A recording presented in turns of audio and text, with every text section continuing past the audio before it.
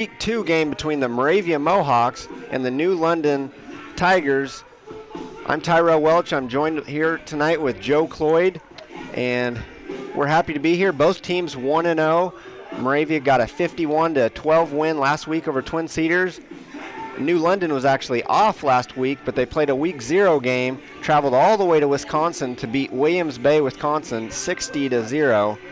So both teams undefeated coming into this game, but we know that this is going to be a tall task as Moravia is going up against the defending state champions from New London.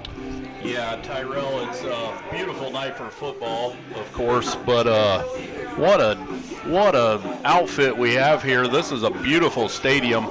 Hard to believe they're 8-man even, but 37 kids on their roster. Never say never for the Mohawks, but like you said, this is going to be a tall order for the Mohawks, defending state champs. They look pretty big and pretty quick out there, so we'll see what the Mohawks can do. Goal in every game should be just to go out there and compete, so hopefully we can do that. I know myself, even in a game against the defending state champions, teams that you know that you're probably a big underdog against, to me it'd be kind of exciting. It's a big scale. You can see how do we match up against a top team in the state. How far behind or how close are we to possibly the top team in the state? It's a great measuring stick that a lot of teams don't get the opportunity to say they've played a team of this quality. So yeah, that's very true. And the Mohawks, I was impressed in week 1. Obviously we had a big lead in that game, so we're able to see some of the younger players. That was pretty impressive to me. I know, not knowing what our wide receivers and stuff would do, Caden Whitlow scored a touchdown, and then Riley Hawkins late in the game had just a really nice catch. And so some positive things out of the younger Mohawks last week. And I think, this is just another game to help build character and, see what we can do. Like you said, hopefully we can get out there and compete. All right, we're going to have an interview coming up with Coach Whitlow very shortly, but real quick, I want to give a shout-out, thank you to KIIC 96.7 Thunder Country out of Albia. I want to thank them for allowing us to be on the air. Yeah, this is a wonderful opportunity just to be here calling the game, the Mohawk games. I know I was super excited about it. I can tell you're excited too, Tyrell. Just a wonderful opportunity that KIIC gives us here to bring you Mohawk football. So hopefully everybody out there listening, give a shout out to KIIC, give them a listen. Wonderful radio station. All right, I want to also go through our sponsors. We're very thankful for. We couldn't be on the air without them, their support. First of all, we got a new sponsor this week. We've got Beatty Electric. Beatty Electric is your local full-service electrical contracting firm offering residential, commercial, farm, and industrial electrical installation for new construction, remodeling, and repairs. Give them a call at 641-724-9851 for all your electrical needs. Beatty Electric supports Moravia football all season long. Go Mohawks. Next up, we got the Lighthouse Church of the Nazarene. Lighthouse Church of the Nazarene welcomes you to worship them with Sundays at 10:30 a.m. and 6 p.m. On Wednesdays at 7, there are activities for all ages. Whether you're visiting the lake area or a longtime resident, you'll be welcome at Lighthouse Church of the Nazarene. Lighthouse is a proud sponsor of Moravia athletes. Double D Repair is going to be sponsoring all of our touchdowns this year. Double D Repair, southeast of Albia, is an ag and heavy equipment repair shop. Take it to them or they'll come to you with their mobile service truck. Call Double D Repair for all your large and small equipment repairs. 641-777-6754. Double D Repair, proud sponsor of Moravia football. Next up, M&W Welding. M&W Welding has been in business in southern Iowa since 1979. Located just southeast of Moravia, they build in-line and side-by-side hay trailers. They can also build all your tractor and skid loader attachments to get the job done. Wonderful welders out there at M&W, and they are proud sponsors of Moravia Athletics. The Hall Tree located on the west side of the square in Centerville. Women's fashion boutique carrying all the trendy name brand clothes from junior to plus sizes, where fashion is fun and good customer service is a must. The Hall Tree on the square in Centerville, proud sponsor of Moravia Athletics. Next up, Rathbun Marina. Rathbun Marina is the premier boating destination on Rathbun Lake. Rathbun Marina has over 200 slips and 88 campsites, a newly remodeled store, marine service and repair, fuel dock, boat and trailer storage, and tight security. If camping isn't your thing, stay at the Lakeside Inn where every room has a lake view balcony. Check out all the amenities at rathbunlakemarina.com. Proud sponsor of Moravia football. Hardee's wishes everyone a happy and healthy playing season this year. Tune into the Hardee's football preview show on KIIC Fridays at 7 a.m. live from Hardee's in Albia, proud sponsor of Moravia Athletics. And that's our sponsors for right now. We're thankful for each and every one of them. And we've got, looks like 23 minutes to kick off. I've got a interview coming up here in just a moment with Coach Denny Whitlow. Yeah, let's hear from Coach Whitlow. All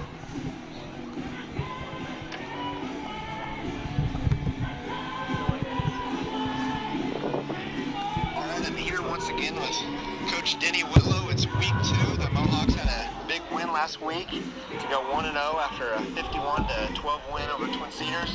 Great win last Friday night, Coach. I know even in big wins, there's always still stuff that you can find to work on. But let's talk about some things that you felt you were happy with for the first game of the season. Well, the first thing is definitely just the win, Tyrell, so that's always good to start out 1-0 for the season. But, I thought for as many kids that stepped into, new positions or maybe first time starting at a varsity level, I, felt like, that was pretty impressive that the kids did so well and was able to step up in those situations. All right, now, I personally noticed that just following you in the past that you kind of have a really wide open playbook. You go through lots of different formations, and you're known for kind of throwing up stuff in the sand quite a bit, having a big formation. But it seems like last week you really simplified things. Other than maybe a couple different verifications of it, you really only had one main formation that you showed, which a lot of that may have just been to save it for later on. But with several new kids stepping in, just talk about how you felt about just simplifying things last week and how the new offense really looked. This offense that we ran last week, we call it our deuce formation because it's got 2 wingbacks in it. But we ran this back in 2015 when we, Briar Cochran was our quarterback, and Sam Klaus and Trevor Cormany were our 2 running backs, and we had a lot of success with it back then. And I've been kind of wanting to maybe play with it a little bit more and put it back in. And it is a pretty simple offense to run. And having these new kids, I thought, well, let's try to pull it back out this year, try to run that some, and I thought it was pretty successful. I know some of the Twin Cedars kids came over after the game, and we were talking to some of them, and they were talking about how confusing it was to try to, pick up on it. And, we usually are a pretty big option team, so we ran in the past, but a lot of teams are going back to the option now, and I like to kind of run something that maybe teams don't see every week, and it's harder for them to prepare for, so that's the reason why we decided to go back to that. We do have some other formations that we like to play, and we've got them in our back pocket, so whenever we need to pull them out, you'll probably see some of those tonight. All right, now, I know several kids got some quality playing time last week. I think Will Martin, his first-time starter at quarterback, came in and had a big game. Both Cormany boys were all over the field on both sides of the ball. Even Logan Johnson, obviously, with a big field goal and several PATs. Your son, Caden Whitlow, got a touchdown. It seemed to be not just one kid standing out. It seemed like you were getting it from all over last week.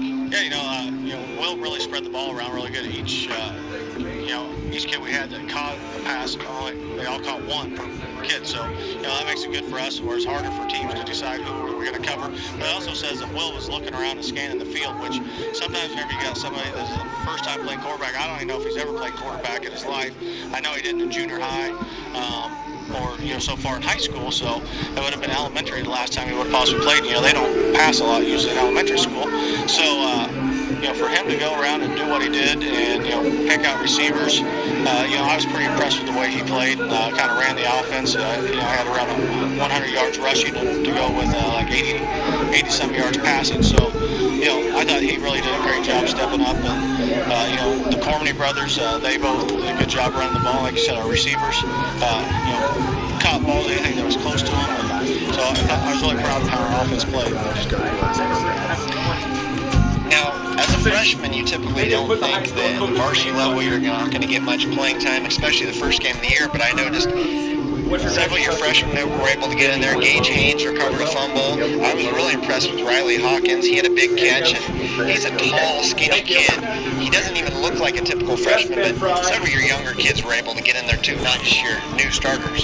Yeah, fourth quarter we were able to put all of our young kids in, so everybody got to play some last week, so that's always great for those young kids, especially get under the lights, the first game out, because that's not going to happen every single game, And so Gage Haynes has really looked good in practice, and he's really picking things up, and I think he's going to be a good one for us in the future. Like you said, Riley Hawkins, big tall target for Gage to throw to, and then one of the kickoffs we kicked down there, and Riley has some good speed on him, and went down there and made the tackle about the 15-yard line. So we're impressed with both those kids, but we had a very good group of freshmen that we get some experience under the belt. They could be seeing a lot more playing time as the season goes on. Now, real quick, before I let you go, this week you got a tall task. Last week's behind you. It's the last non-district game. You're playing the defending state champions, New London. And even though it's a non-district game with the new RPI system, even your non-district games have a little bit of importance to them. So talk about now coming off the big win. You've got a tough task, and you want to keep your kids motivated, even though you are probably, by most standards, bigger underdogs tonight. Yeah, I haven't checked the Vegas line on us, Tyrell, but I imagine we are probably a pretty good point underdog tonight, just with what they've got returning and what we've got. But we just got to go out there and just say, hey, they put their football pads on the same way that we do. So, they're high school kids just like what we are. So you just got to go out and you just got to fight and do the best that you can. And, you're talking about the RPI rating. New London's going to win a lot of football games, this season. There's no doubt that they're not going to have a very good record, possibly, fighting for another state championship. So RPI-wise, this game doesn't scare me for that, because I feel like because of how good their record will be, it won't hurt us that bad even if we would lose this football game. But I know our kids, they've been going around, and kind of our theme this week has been shock the nation. So, they have got that mentality right now that, hey, we're going to go out, we're going to give it all we've got, leave it all on the field, and see where it ends up here after the fourth quarter. All right, thank you, Coach. Good luck tonight. Thanks. That was head coach Denny Whitlow of the Moravia Mohawks with a pregame interview. And real quick, I just want to go over some of last week's stats. I'll start with New London, which, like I said, they did not play last week. They had a week 0 game, and they defeated Williams Bay, Wisconsin, 60-0. As far as passing, Dom Lewis, a freshman, was 1 for 3 for 25 yards and a touchdown. Sophomore Ethan Streeter was 1 for 2 of 18 yards and a touchdown. Not a whole lot of throwing there. Rushing, Josh Glendenning, a freshman, had 1 rush for 5 yards. Dom Lopez had 3 rushes for 20 yards and a touchdown. Marcel Lopez, 2 rushes for 22 yards and a touchdown. Bowden Pickle, 3 rushing attempts for 31 yards and a touchdown. Cameron Raines, 2 rushes for 30 yards and a touchdown. Ryan Ritchie, 2 rushes, 30 yards. Ethan Streeter, 4 rushes for 25 yards and a touchdown. Shea Summerfield, 2 rushing attempts for 14 yards. Caden Walls, 1 rushing attempt for 45 yards, so very balanced rushing attack there. Receptions, Gabe Carter had 1 reception for 25 yards and a touchdown. Blaze Porter had 1 reception for 18 yards and a touchdown. Yeah, on the Mohawk offense last week, like Coach Whitlow alluded to, we did get multiple people in the game. Will Martin leading the way with 4 completions on 7 attempts. He did throw for 1 touchdown, 1 interception. And Gage Haynes getting in the game there for 1 completion on 1 pass attempt for 18 yards. So that was good. Mohawks did have a couple 100-yard rushers there in week 1. Brett Cormany led the way, 8 rush attempts, 113 yards. He did have 2 touchdowns. Will Martin had 9 attempts for 103 yards with 3 touchdowns. And then Tanner Cormany, 10 attempts for 87 yards and 1 touchdown. So good rushing attack for the Mohawks last week. Receiving, All 5 completions went to different receivers, so that was good to see. Overall, we had Tanner Cormany with a 7-yard reception, Riley Hawkins with that 18-yard grab we talked about earlier. Logan Johnson had a 31-yard catch, Bryce Castor for 16 yards, and then Caden Whitlow had the touchdown, a 33-yarder. So nice job by the Mohawks last week offensively, spreading the ball around, multiple people doing good things. Yeah, you mentioned Logan Johnson with the 1 catch, but you can't forget about, I believe he was 6 for 6 on extra points and then a 32-yard field goal. That's a pretty good leg for 8-man football. Yeah, it's been a long time since I can't remember having very many kickers, period, at Moravia. So to see a kid that could make 6 extra points, what a night for Logan Johnson. So that's exciting to see, and, coming down to field goals, that could be the difference in some games this year. So pretty excited about that. Yeah, now last week, coming out there, Twin Cedars, they looked like they were going to be a big team, and they were, but Moravia definitely ran all over them speed-wise. You could tell the Mohawks were a much more athletic team. New London, they look both big and athletic, so this could be a very tall task tonight. Yeah, I just looking at their roster, I mean, we were glancing over it earlier. They got quite a few kids that go 240, 250. The Mohawks don't have anybody that's going to match that size, so we're definitely going to have to play the speed game and just try to get our playmakers out in the open and see what they can do tonight. Yeah, so now we are 13 minutes from kickoff. I've actually got the starters, the defensive starters for New London and the offensive starters for Moravia. We'll go ahead and just go through them really quick before the national anthem and everything else. Starting on defense for the New London Tigers, we have number 1, Blaze Porter, a freshman, 5'10", 155 pounds. Number 4, a sophomore, 5'11", 160 pounds, Ryan Ritchie. Number 5, a junior, 5'8", 180 pounds, Caden Walls. Number 22, a senior, 5'9", 170 pound, Shay Summerfield. Number 42, a junior, 6'2", 190 pounds, Curry Jacobs. Number 50, a senior, 5'10", 230 pounds, Jackson Allen. Number 55, a sophomore, 5'11", 205, Carter Allen. And number 60, a senior, 6 foot, 195 pounds, that is, Gavin Holmes. Yeah, that's quite the lineup. The Mohawks are going to counter with number 9, Will Martin, senior, 5'10", 135 pounds. We got Logan Johnson, be number 11, 5'11", 145-pound junior. We have Caden Whitlow, be the wide receiver. He's number 16, junior at 5'10", 130 pounds. Got Tanner Cormany back there at running back, number 32. He's a junior, 5'10", 160. Of course, Brett Cormany's fullback, number 37, junior, 5'10", 160. You got Ian Pageant holding down one of the guard spots. He's 6'1", 250, senior. Ethan Martin at the other guard. He's number 56. He's a junior at 5'9", 175. And then at center, you got number 64, Marshall Albertson, just a sophomore, 5'11", 165. And that's one more thing I'd point out. Marshall Albertson, I don't know how much game experience he's had, but I thought he did a really nice job at center last week. Line play overall I thought was good for the Mohawks against Twin Cedars. They did have some size up front. Mohawks were able to move them and get some holes opened up. So I'm excited for the game tonight. Like we said, tall task, but it'll be interesting to see how we stack up against this team. Yeah, you mentioned Marshall Albertson, just a sophomore. It doesn't matter if you're a sophomore, a freshman, a senior. Anytime you're a first-year starter, first game of the season, there's always going to be a little bit of nerves, especially if the guy in front of you is 260, and I don't know what you said Marshall was. He can't be more than $165. 165, 165. Yep. That might be generous. Yeah, he definitely held his own, and Moravia had close to 100, if not 100 yards passing, and did they have over 200 yards rushing, 300 yards? Yep. Very good. So a lot of times the offensive line does not get recognized, but hey, a much undersized Mohawks offensive line last week did a very good job against a bigger Twin Cedars team. Yes, for sure. I was pleasantly surprised. teams are going down to the goal lines right now. I don't know if we're about going to have the national anthem first. Nope. We are getting ready for tonight's opening round football game between the Moravia Mohawks and your New London Tigers. At this time, I'd like to start by announcing the defensive starting lineup for the Moravia Mohawks.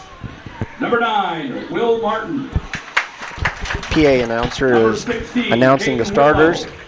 If you're listening tonight, feel free to text the text line 641-216-3427. Tell us who you are and where you're listening from, and we'll give you a shout out here on the air tonight.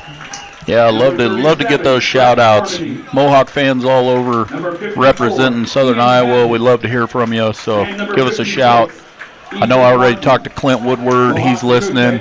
Big supporter of Mohawk athletics. Love to hear from him. Great guy. So let us know where you're at. Love to hear from you. Tiger fans, get up on your feet for your defensive starting lineup for your New London Tigers. Number 1, Blaze Porter. Number 4, Ryan Ritchie. Number 5, Hayden Wall. Number 22, Shay Summerfield. Number 42, Curry Jacobs. Well, I'm not going to say I'm disappointed in the intro music. Yeah, I believe that was the game. A little Triple H action I was for the looking WWE for fans Triple out H there. to come out. I think the only thing that's lacking is the smoke for it to be a WWE entrance. I'm actually very surprised we didn't see that tonight. Well, this is a very good team and defending state champions. All the glamour of the big pregame. Hopefully the Mohawks don't get a little psyched out before the game. They just got to come out and play.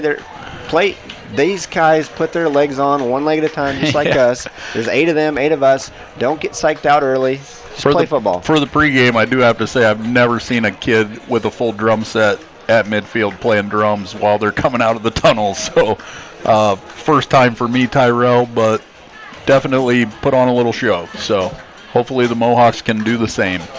Oh, yes. Ladies and gentlemen, at this time, we want to direct your attention to the scoreboard. Where below it sits the 2018-2019 football team leaves their legacy for this school, community, and teammates. This sign represents more than a championship. Our coaches did not focus on winning, the process it takes to win. Our players didn't focus on winning a championship, but focused on becoming a champion. And with that, these champions made plays that won this team, school, and community a state championship.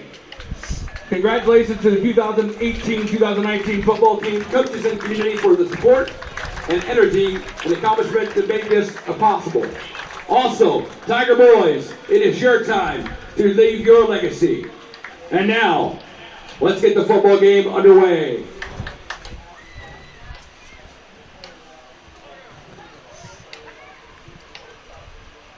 Presenting the colors for tonight's game are members of the New London Donald Wasson VFW Post 7641.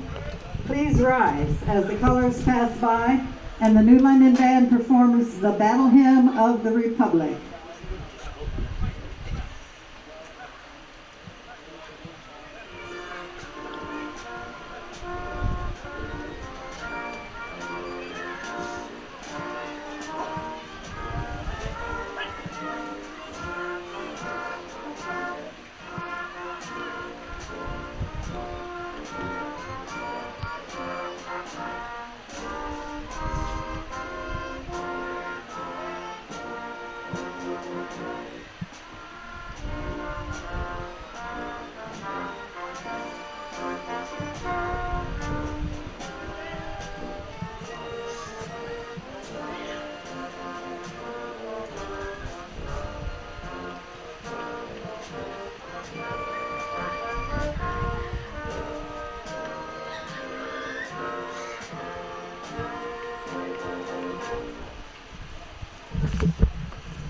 Please remain standing and gentlemen, remove your hats as the band performs our national anthem under the direction of Arnie Anderson and drum major Lanaya Franklin.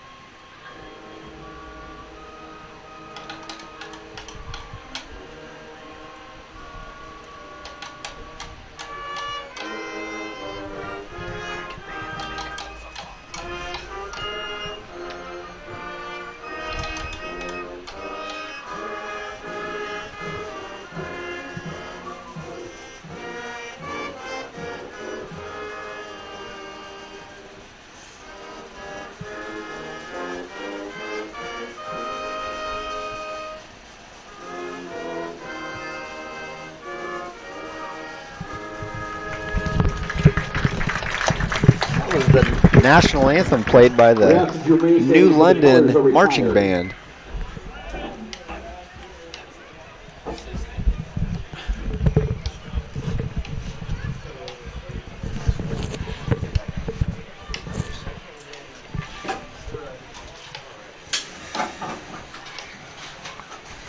Thank you.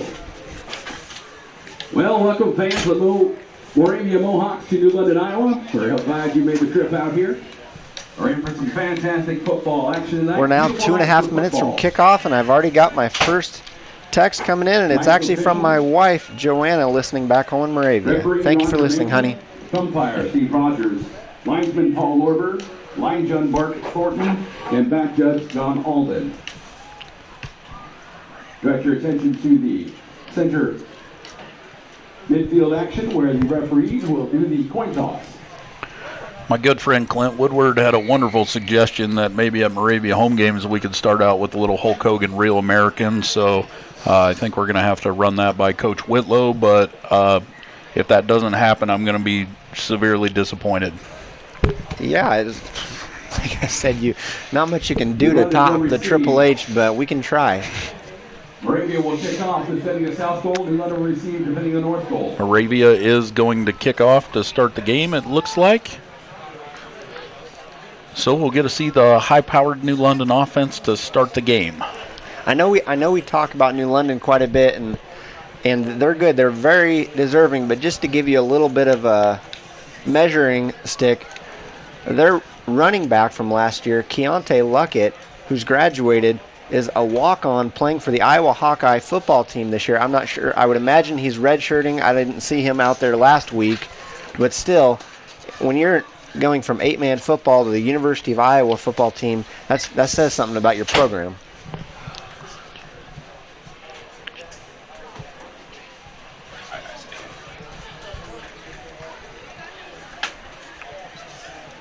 New London is out there. Moravia's getting some last-minute instructions before they take the field.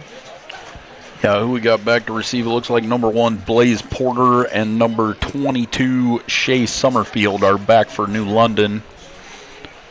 Porter's just a freshman, but Summerfield's a senior. Back team to the Tigers, number 22, Shea Summerfield, number 1, Blaze Porter. Logan Johnson will be kicking off, and he had the great game last week with his leg. Let's go, Logan. Boot one in the end zone.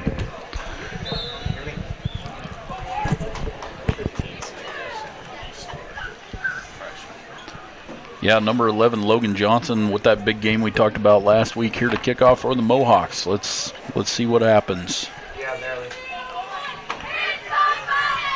Kick is up, and it's fielded by, looks like Blaze Porter, number 1, brought down about the 28, 29-yard line.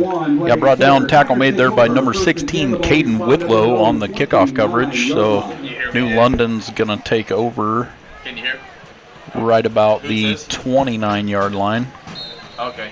All right. We are sharing a box with the coaches, so you guys will get some first-hand coaching action over the radio as well. New London breaks the huddle and looks like a double wing formation. Double wing right away. There it comes. 22 goes in motion. Oh. And they give it to him. That looked familiar. 22, Shea Summerfield. Yeah, number 22, Shea Summerfield, took it out of that double wing formation to the far side of the field, and man, did he turn it up in a hurry. That looked very familiar. Last season, the first play of the season, man in motion. It was Keontae Luckett, though. Hand off to him along the left side, big touchdown. Exact same thing as last year.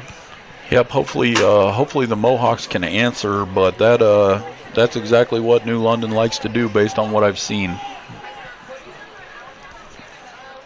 New London does have a kicker. They plan to go for the extra point here. And there's a flag. No, Will wasn't on the wide side. Will was on the short side. Trying to see, is that number 11 kicking? I think the procedure, the call against the Tigers. Will was not where he was supposed to be. Number 3's the holder, number 11's kicking. Be Dawson Getz for the extra point attempt. Yeah. There was a motion penalty on the play, so that'll move him back to the 8-yard line. Yes, this Getz is just a freshman. Number 11 is a kicker for New London, and number 11 is a kicker for Moravia. Ball is up, and that looks good.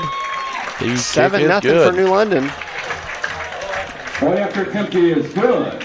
11 minutes, 46 Not the start we wanted, but hopefully it wakes us up a little bit. Yeah, 14 seconds in, Mohawks are down 7-0. Summerfield with a good-looking carry just broke to the outside. Like I said, the Mohawks line's going to be outsized this whole game, so it'll be interesting to see how we can combat some of that size and blocking. One thing with good teams like this, you think, what are they going to be running? What are they going to be doing? They don't necessarily always do something fancy. It's just the little things that they do. They go hard and they do it good, and that was just a simple around the left side and gone. Blocking and tackling is so important. Yeah, they sealed that edge, and Summerfield's got some speed to him. He just he got upfield, and that was the end of that. Now back deep to return is number 23, Caleb Templeton, and number 11, Logan Johnson. Hopefully we can get a good start our first possession. Yeah, number 11 Getz, he'll be kicking off, so.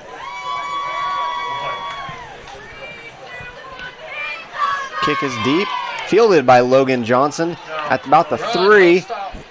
Goes right, bounces off a couple tackles, and brought down by a host of black jerseys about the 12-yard line. Yeah, the coverage was there. Good return by Logan Johnson.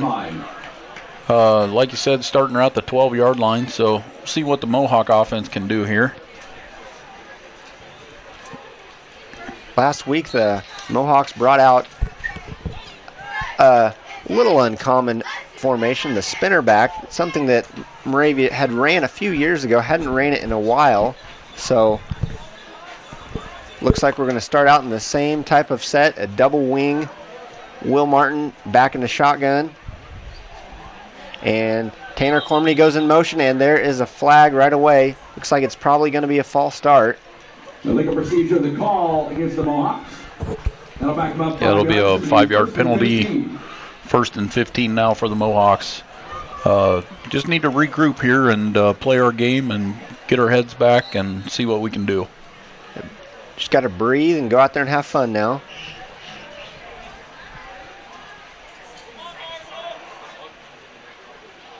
And here we go again, Cormany in motion. And fake to Tanner Cormany, give to Brett Cormany, but he's tackled back for a loss of a couple yards. Tackled by number 60, Holmes, in on that stop, and just knifed through the backfield there pretty quick for as big as he is. That'll be second down, approximately 20 yards to go for the Mohawks.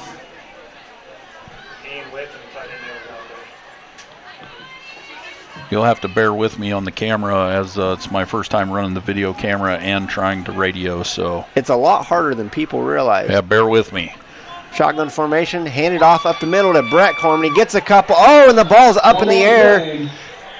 They say in Moravia has it. I didn't see who landed on it. That ball squirted out. I think it just fell right back in his lap, Tyrell.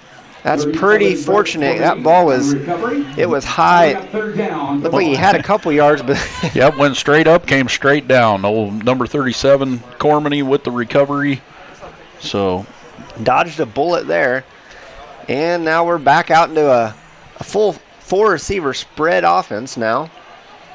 Yep, 3rd and long for the Mohawks here. Tanner Cormany in motion. Fakes it to him. Will Martin going to go deep. He's got a man. Oh, what a catch. Who was that?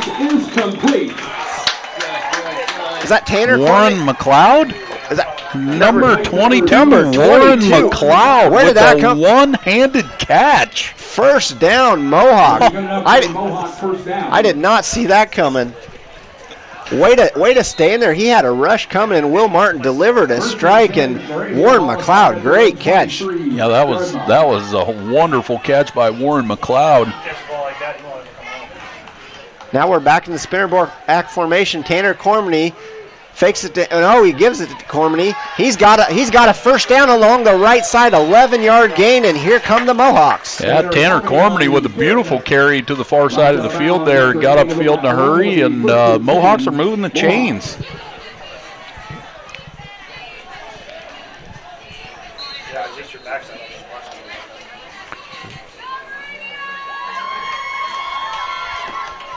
Hopefully some of this momentum picks up here, and again, sorry about the camera, folks. I'll get better, I promise. Tanner Cormany goes in motion. Will fakes it. He's got speed. He's going off the left side. There is a rush. Smart throws it out of bounds. Don't need a pick there. But we've got yellow laundry on the field. There is a flag on the play. Looked like he was out of the pocket, I guess. I think he was definitely outside the pocket. I'm very confused. It looked like they're signaling and grounding, but I don't agree with it.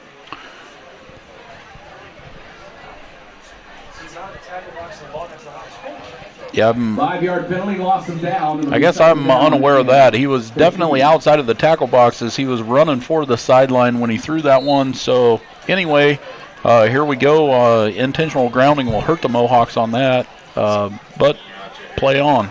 2nd and long, back in the spread formation. Fake to Brett Cormany. Will Martin's got an open man. Tanner Cormany.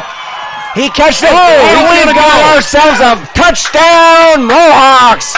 Will Martin lofts it up in the air for Tanner Cormany. That is a double D repair touchdown for the Mohawks. That was, wow. Will Martin dropped back. Tanner Cormany just dropped one right in there. Beautiful catch. And then Tanner Cormany broke the tackle to take it in for a Mohawk score. And like we talked about with the competing earlier, the Mohawks came to compete. So I wish you could have seen it, folks. Kick is up. Logan Johnson and the kick is no good. Wide left. 9:43 to go in the first quarter. But still, I don't think very many people saw that coming, as Moravia showed that they come to play tonight.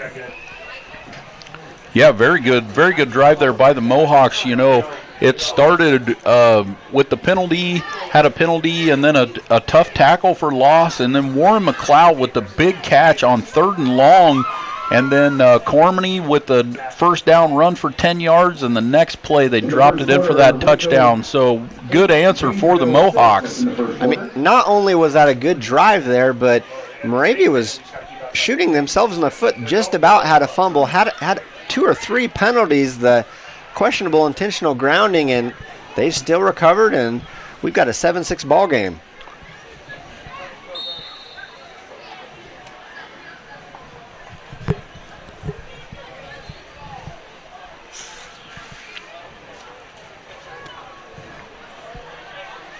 That touchdown happened quick, but it was brought to you by Double D Repair.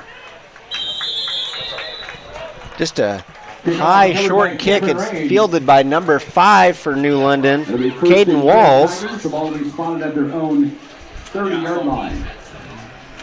I'm okay with that where it's at. Hey, just make sure we get our ends and linebackers, force some momentum. All right, the Mohawks get another crack at it on defense here. We'll see what adjustments we've made. New London comes out with 2 to the right side. They will give it to the fullback. He's got 10. He's got a first down. He's got more. Stepped out of bounds, though, about the Mohawk 33-yard line. It'll be 1st and 10, Tigers. We got the Tiger roar and everything on the first down, so yeah, that's going to be fun today. I believe that was number 22, Shea Summerfield, on the run there for New London. Yeah, the Mohawks did get a stop there, though, so that's encouraging.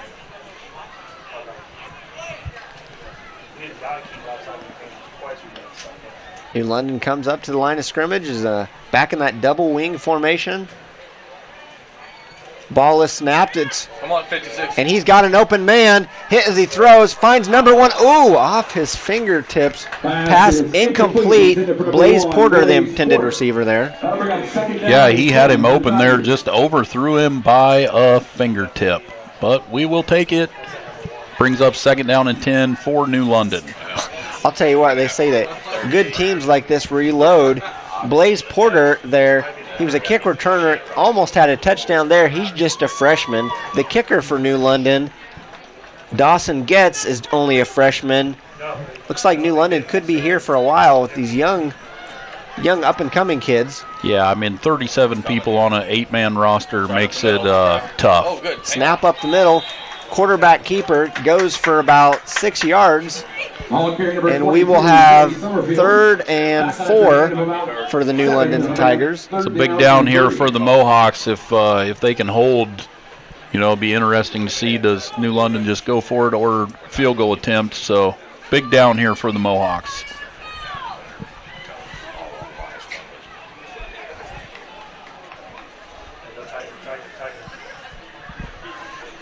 And New London is now in tight with a tight eye formation. Number 5 goes in motion. Hands up to the tailback. Oh, and he's stopped. Oh, where are they going to call him down?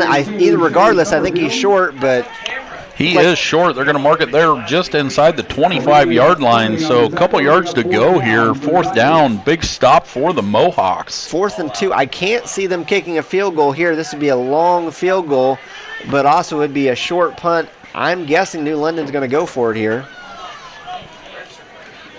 Yep, that's exactly what they're going to do, Tyrell, lining up to go for it out of the I formation. There we go, all out. Tight eye. All out. We've got the snap, hands up to the field. The fullback up the middle, and he looks like he gets just enough, about 3 yards, and 1st down, New London. And it takes it just to the 22-yard line, so he needed 2, he got 3. Still pretty good job by the Mohawks there. That fullback had a full head of steam, and yep, they get the 1st down. See what the Mohawks can do here on D.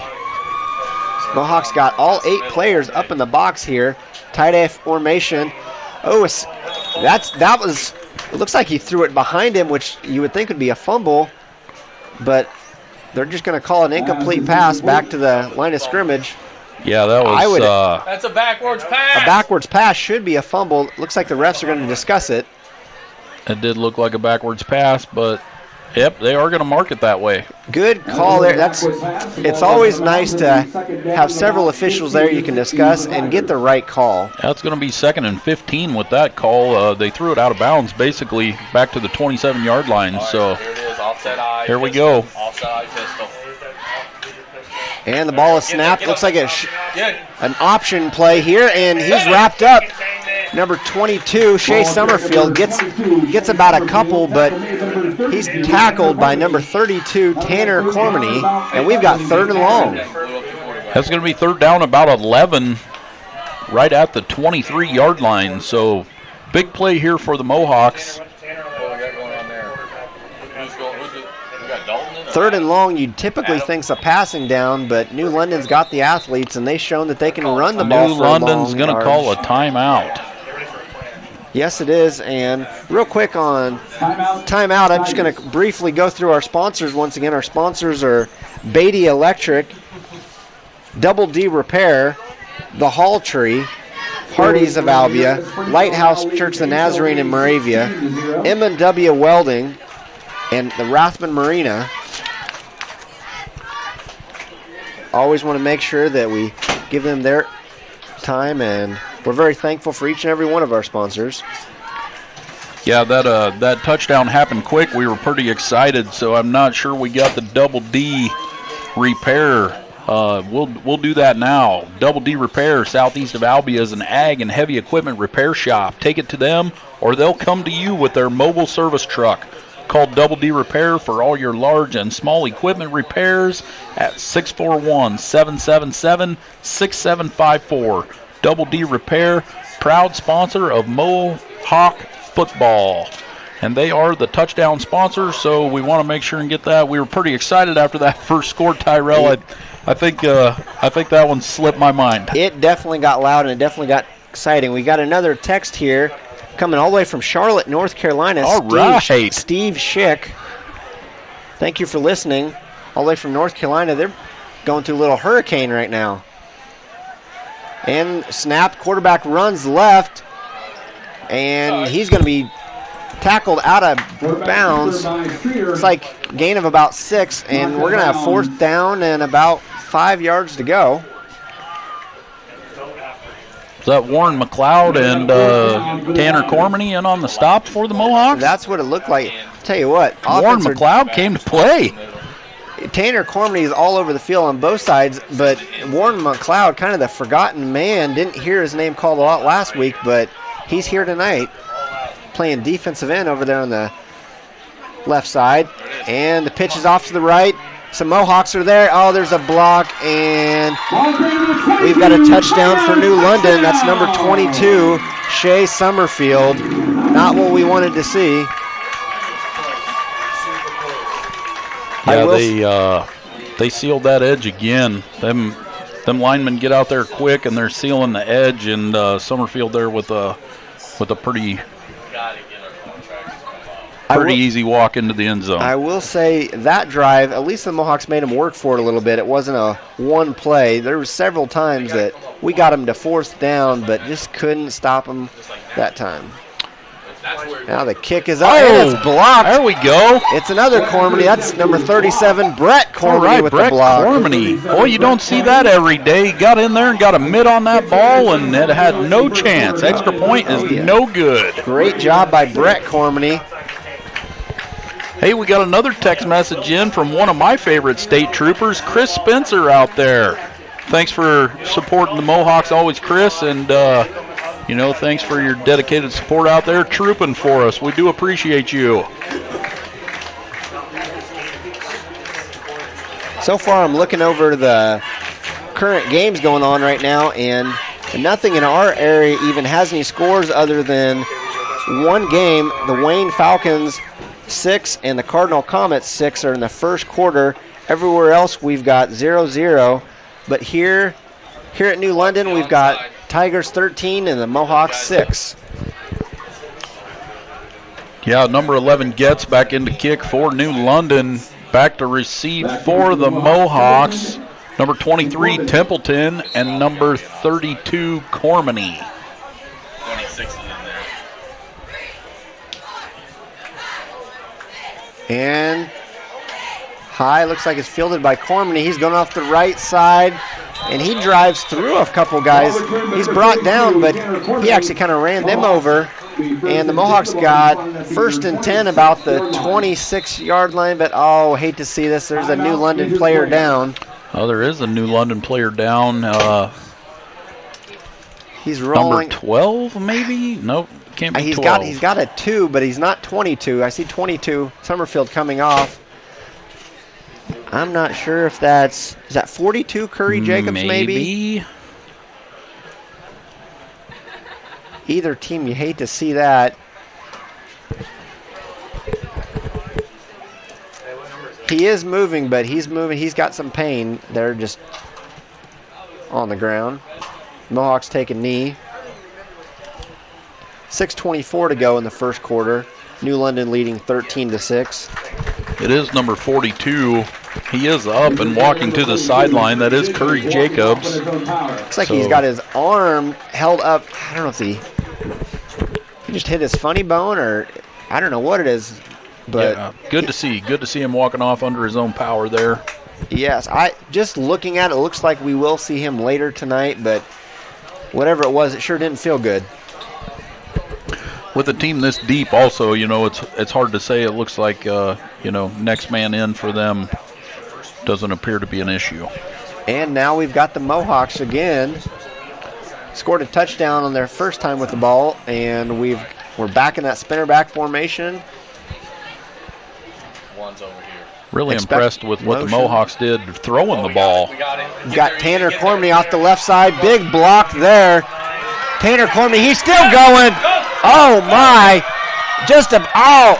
Cormany on the big run. What was that, 50-yard run? I think he is gassed. Who was that laid the block? 50s. Ethan Martin. I thought it was Ethan Martin. With the block, sealed the edge. Block. Big gainer for the Mohawks, and Tanner Cormany had one man to beat, and he almost did it. You knew it was going to be a big run there, but once Ethan Martin got that block, it gave Tanner Cormany that much more room, and he had about a 50-yard run, and the Mohawks have it first and goal at about the 5 or 6 yard line. Tyrell, I think our live stream audience would appreciate it if you focused on the play calling and I focused on the camera. All right. Very difficult to do. Penalty flag on the There play. is a flag down. Legal procedure, the call against the Mohawks. What was it? There's going to be a legal procedure against the Mohawks, going to back them up about 5 yards. This is the first year we're experimenting with live video as well as audio, so it takes some time to get used to watching it through the camera, not just out on the field. Anybody who knows me knows that multitasking may be not my strong suit. It's there. He's there. And Will Martin's going to go off the right side, and he's brought down maybe a gain of 1, can't quite tell. Yeah, it was a short gainer for sure, still hanging out at the 11-yard line. Be second down for the Mohawks. Quick pursuit there by New London, and Martin just had to tuck it and try to make something out of it. Speaking of Martin, I just saw his uncle walk by, Stephen Ollinger, coming here, watch the game all the way from California. I believe that's where he lives now. And we've got Caleb Templeton in motion. Will Martin throws a pass, and looked like the New London defender hit McLeod early, but there's no flag. It is incomplete in the end zone, and we're going to have third and goal at the 11-yard line. Yeah, Warren McLeod there trying to make a play on that ball, and he definitely was impeded. No call by the officials, but looked like it could have went our way for sure. But as it stands, we're going to be third down here from the 11-yard line. They're going to let him. And the Mohawks are back out in a spread formation now. Tanner Cormany goes in motion. Will Martin, the pass. He was hit as he let go. Pass incomplete. Number 60, Holmes, on the pressure there. We saw him knife through earlier. Just a big athletic kid. Made a play there at the line and was able to get through, put some serious pressure on Martin. He had to throw it away, and Logan Johnson is going to attempt this field goal. So here we go again. Looks like from the 16, about a 26-yard field goal here, and kind of a bobbled snap. Didn't really even get the ball down well before Logan Johnson was able to kick. Yeah, just a little bobble on the snap there, and the Mohawks are going to come up empty, which is too bad. We had first and goal at the 5. Had that penalty, took us back to the 11, and then, the Tiger defense did stiffen up. It's not like they're pushovers, so they were able to hold, and they will take over on downs. Hopefully the Mohawk defense can answer here. All right, New London's back out in the Tie-dye formation once again. And this time they're deep in their territory, but we've got a timeout, Moravia. And we want to take a timeout and thank some of our sponsors.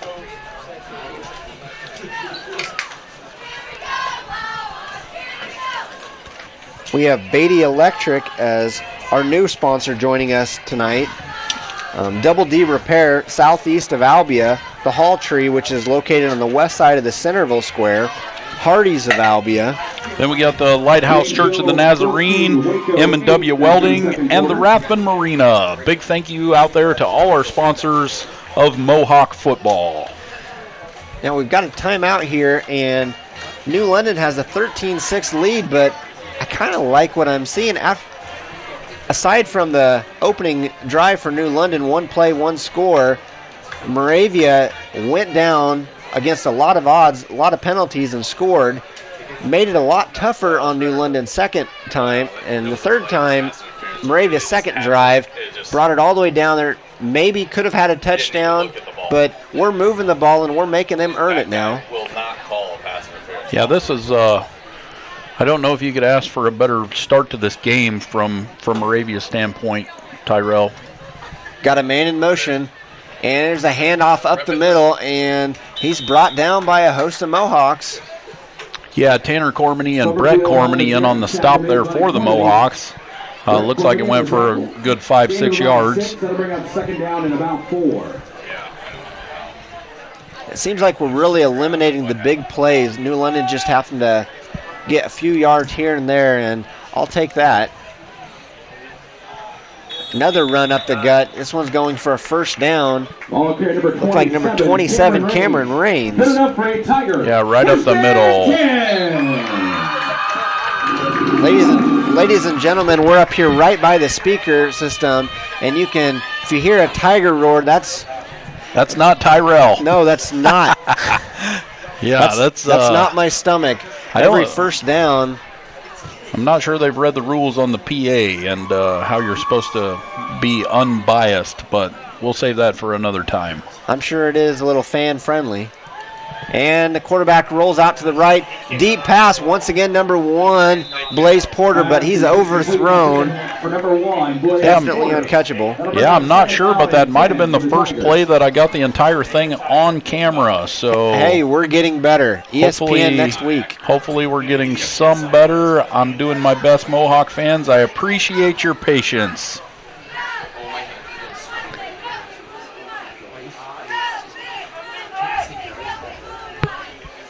New London's back out, and now they're going to support a little bit of a spread formation.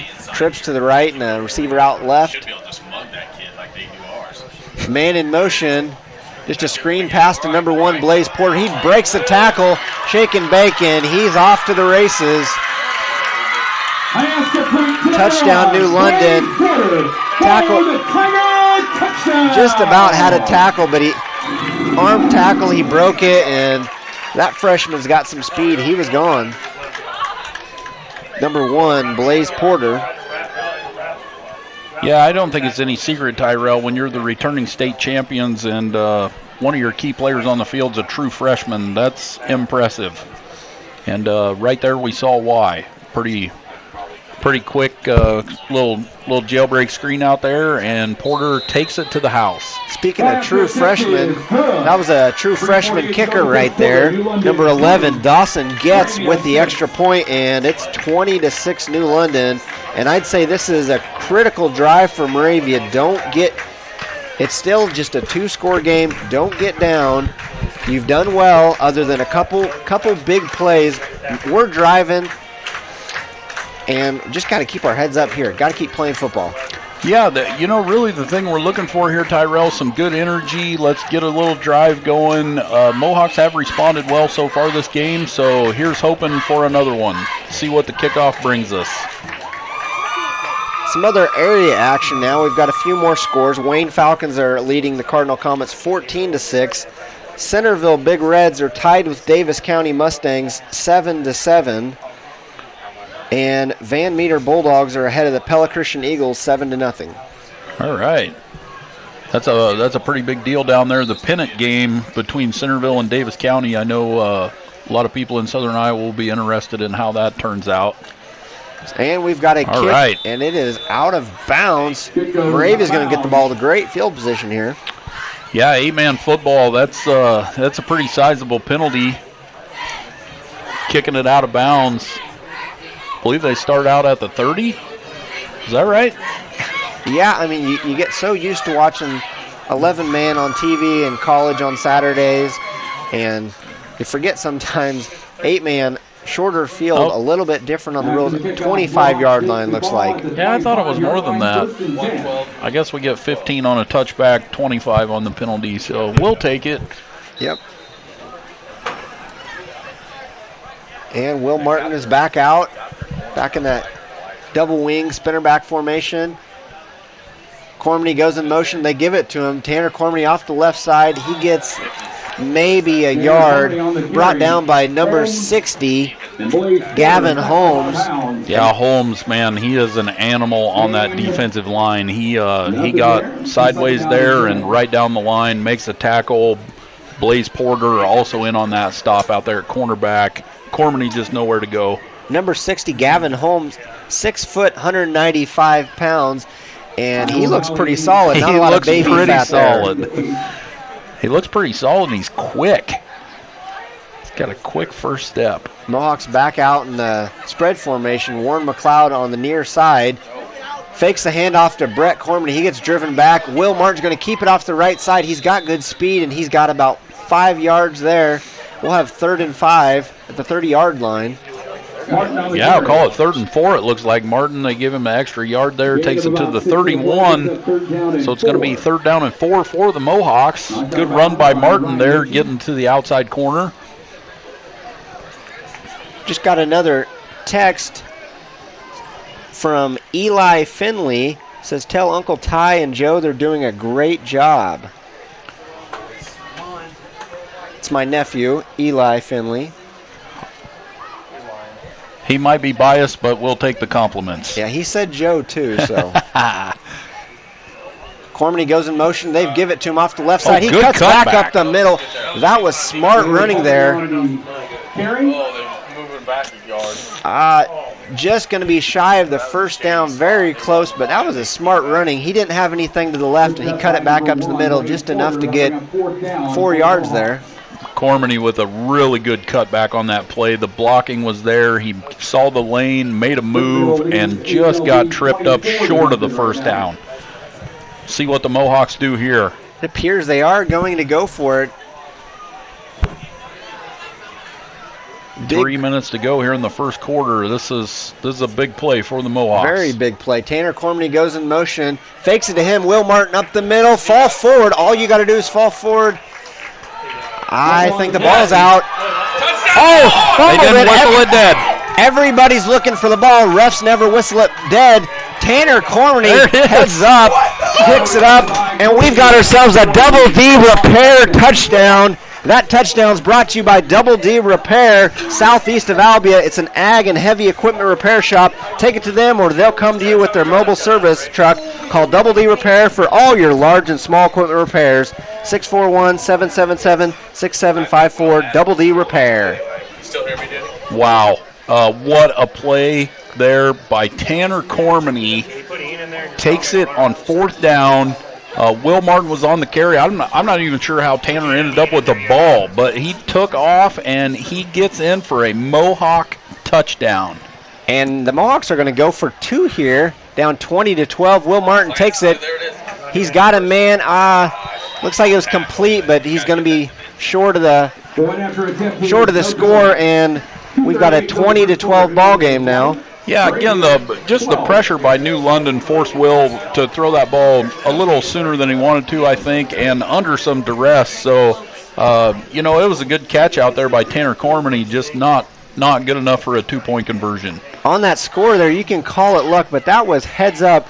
Ladies and gentlemen, if you didn't see there, Will Martin kept the ball, went up the middle, couldn't quite tell if he had the first down, but as he was falling, I didn't even realize he'd lost the ball until there was a big old huddle. The play was never whistled down, and Tanner Cormany heads up, stayed on his feet, picked up the ball, and he was off to the races. A big 34, 35-yard touchdown.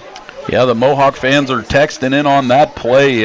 Again, sorry for my shoddy camera work. I was pretty excited when he came out of there. He'd had me completely fooled. So just excellent job there by Cormany to grab that ball and take it in for a touchdown. And would you believe it, we're still in the first quarter, and we've got ourselves a shootout, 20-12. The Mohawks are in it with the defending state champions from New London. We've got a ball game, and we're still in the first quarter. Yeah, Tyrell, those kind of plays that just happen, that's the kind of thing you need to stay in a game with the defending state champion, and the Mohawks we will take it. Logan Johnson to kick. He kicks it a little bit short, and that was interesting. Fielded by number 4, Ryan Ritchie. Had plenty of room to run, but he takes a knee at about the 26, 25-yard line. Very not sure why there, but New London takes the ball with fairly decent field position. When you kick it to them men up front, they're not always comfortable with the ball in their hands, so maybe you just thought the best play was to take over. Offense has definitely shown their power, so maybe better just to let the offensive guys take it from there. That's right, Joe. And New London is going to come out in that tight-eye formation. Got Blaze Porter in the backfield this round, it looks like. Number 1, Blaze Porter, quite the athlete for a freshman. Oh, I got the number wrong. It's number 4. Oh, number 4. That is Ryan Ritchie, a sophomore. Yeah, now Summerfield's coming back in. Maybe 2 on the play, brings up 2nd down and 8. And I believe that was number 5, Caden Walls, up the gut, gets 2 yards there for 2nd and 8 for New London. Yeah, good job by the Mohawk defense there. Stopped him just for a gain of 2, so nice work out of them. See if we can get another one here. Even though New London has the lead here, you got to think they're a little surprised. Get there. And it's going to be a direct snap to Summerfield. He goes to right, and he's tripped up. Makes it down to the Mohawk 34-yard line, but he was tripped up by Tanner Cormany. If not for the big trip up there by Tanner Cormany, he very well could have been gone for another touchdown.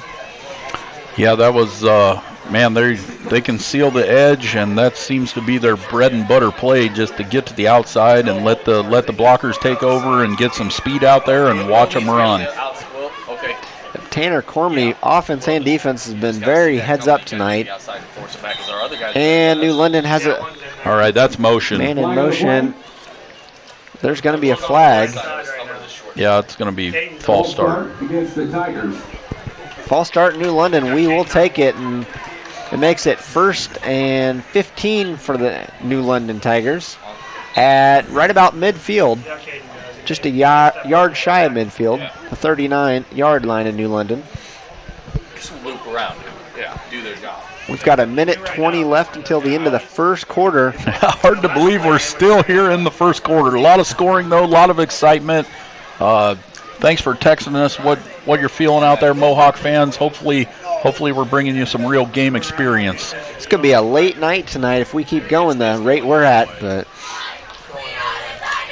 New London, ball is snapped. He's looking for number 1, Blaze Porter, and is that Ian Pat? Yep, Ian Pageant in with the big stop. Number 54, Ian Pageant takes him down back there at the 29-yard line. Up 31. Maybe 31-yard line. Maybe I'm wrong, but Ian just looks a little more stout this year. Nice sack there by Ian Pageant. Yeah, that outside pressure just forced the quarterback to tuck the ball and come inside, and Ian Pageant was waiting for him, and a big loss there for New London. Puts them in 2nd and deep. 2nd and a country mile here. New London. And New London's going to call a timeout. Yeah, it's definitely, 23 yards to go here. That was a huge sack by Ian Pageant. Who would have thought? We're still in the first quarter, and Moravia is within 1 touchdown of the defending state champions, and New London has called 2 timeouts already this quarter. And it's 2nd and way long, 2nd and 21-yard line, I believe. Yeah, the Mohawks, the energy's there. They came to play, and you know, regardless of the outcome of this game, you have to be somewhat surprised at what's happening right now. The Mohawks are battling. They're competing, just like we talked about at the start of this game, Tyrell. It's so important just to see where you're at as a team and come out and compete. And, boy, the Mohawks this first quarter have really done that. If I know Coach Whitlow, he's got to be fired up on the sidelines. Friends, if you know someone that's not listening to this game that needs to, tell them we've got ourselves a ball game. They can listen on their Thunderbolt app or go to KICradio.com, click on Listen Live, and scroll down to Moravia. And you can not only hear audio this year, but video as well, as we are experimenting and trying our best with video as well. Yeah, sorry about the video. The audio is probably a little better, but I will commit to doing better on the camera. Watch Caden, make sure Caden stays in. And we'll see what New London comes up with. Man in motion, a pitch out to the right. It's Summerfield. And there we go. Templeton forced him inside. Will Martin and Warren McLeod in on the stop. And I'll tell you, I don't remember Warren McLeod playing a whole lot last week, but, man, he is having a good ball game here tonight. I'm not even sure we said his name one time last week, but we're going to say it tonight, and that's the end of the first quarter. New London 20 and your Moravia Mohawks 12. Yeah, that was a huge first quarter for the Mohawks. It is 3rd and long for New London. That stop there, I think he gained 1 yard maybe, so we're looking at 3rd and 22 to start the second quarter. And, boy, this is an exciting football game to be at. While we're at a break here, I want to go through some area scores. The Centerville Big Reds score again to take a 14-7 lead on Davis County. Scrolling through here, not a whole lot of action. Yeah, I don't know much about Davis County. Centerville does have some, they got an athletic group coming through their school right now. I went up and watched them at the state baseball tournament. Very exciting kids to watch. Of course, McCain Oden, a very powerful football player down there for Centerville. So, you know, that's a big game for them, and hoping them all the best as well. Yeah, Centerville defeated Albia last week by the same score that we won, 51-12. And you mentioned McCain Oden, Quentin Kessner. That team is very much loaded with athletes, and Davis County is another rivalry game for Centerville. They're playing for the pennant tonight. Hey, Tyrell, you mentioned that Ian Paget looks like he's filled out some. I've gotten information that he was in the weight room all summer long, so that's a good plug. The Mohawks do have a strong weight room. Kids, if you want to get in there, be sure to do that. You can see the improvement. Well, you can definitely notice it, and there's a run up the middle, and he is brought down. And we're going to see New London punting for the first time, I believe. It is 4th down, and yeah, that was a huge stop there. Summerfield just had nowhere to go, stood up. It does take 2 people to tackle him, it seems like, but the Mohawks were there to do it, so 4th down and long. It's still a long ways to go, but I got to say I'm proud of the way Moravia's playing tonight, and even when New London has big plays, Moravia's not dropping their head. New London's going to have to punt.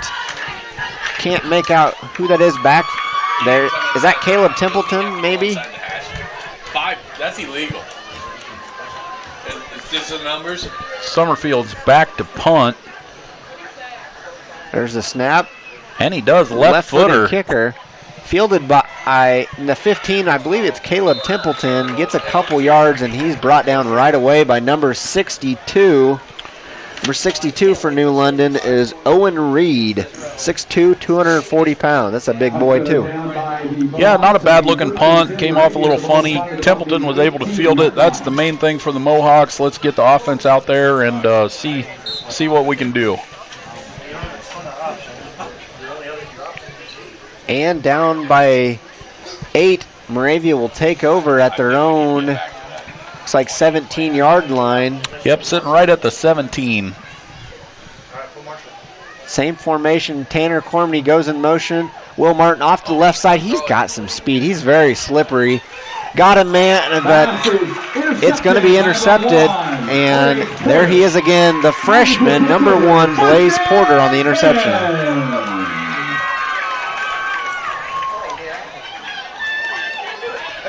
Yeah, that one was right in front of us. It was a 50-50 ball, and Porter just able to go up and make a play on it.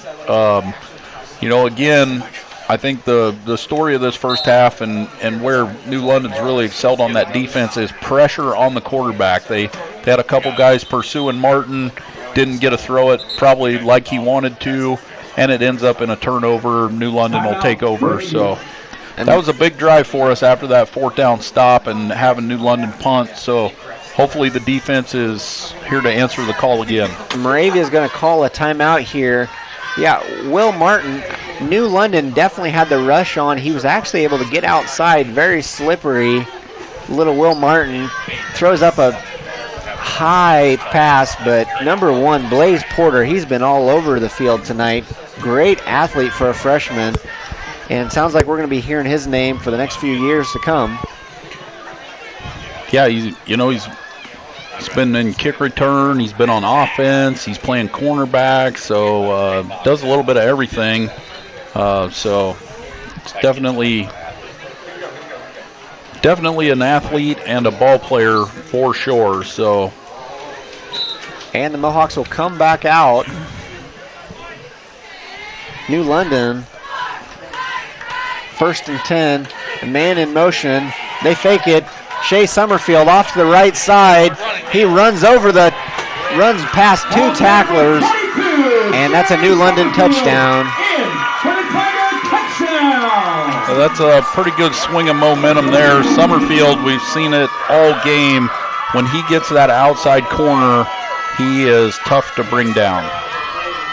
Yes, he is. Very good athlete. Number 22, Shea Summerfield, a 5'9", 170-pound senior.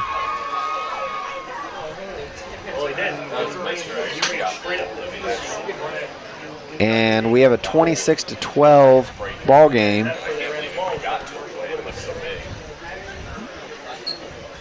And it appears New London is going to go for a 2-point conversion. Snaps the ball, and it's New London's going to keep it with Summerfield off the right side. Tackled in the end zone. 2-point conversion is good. Yeah, that was a pretty good sized momentum swing there. Mohawks had them, 4th and 23, got the punt, and then the turnover. And like good teams too, New London's able to cash that in. So it'll be interesting to see if the Mohawks can answer here and get a little offense going here in the second quarter.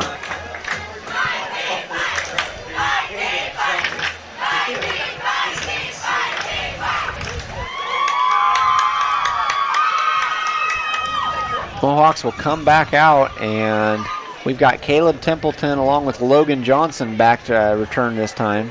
He went straight through C-Rap. Warren McLeod on the front row on our side.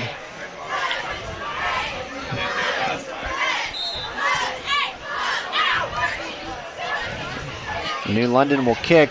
That's Getz. Kicks a low line drive, fielded by Logan Johnson about the 6-yard line. He's goes up the middle and goes off to the right, and he's ran out of bounds at about the 20-yard line.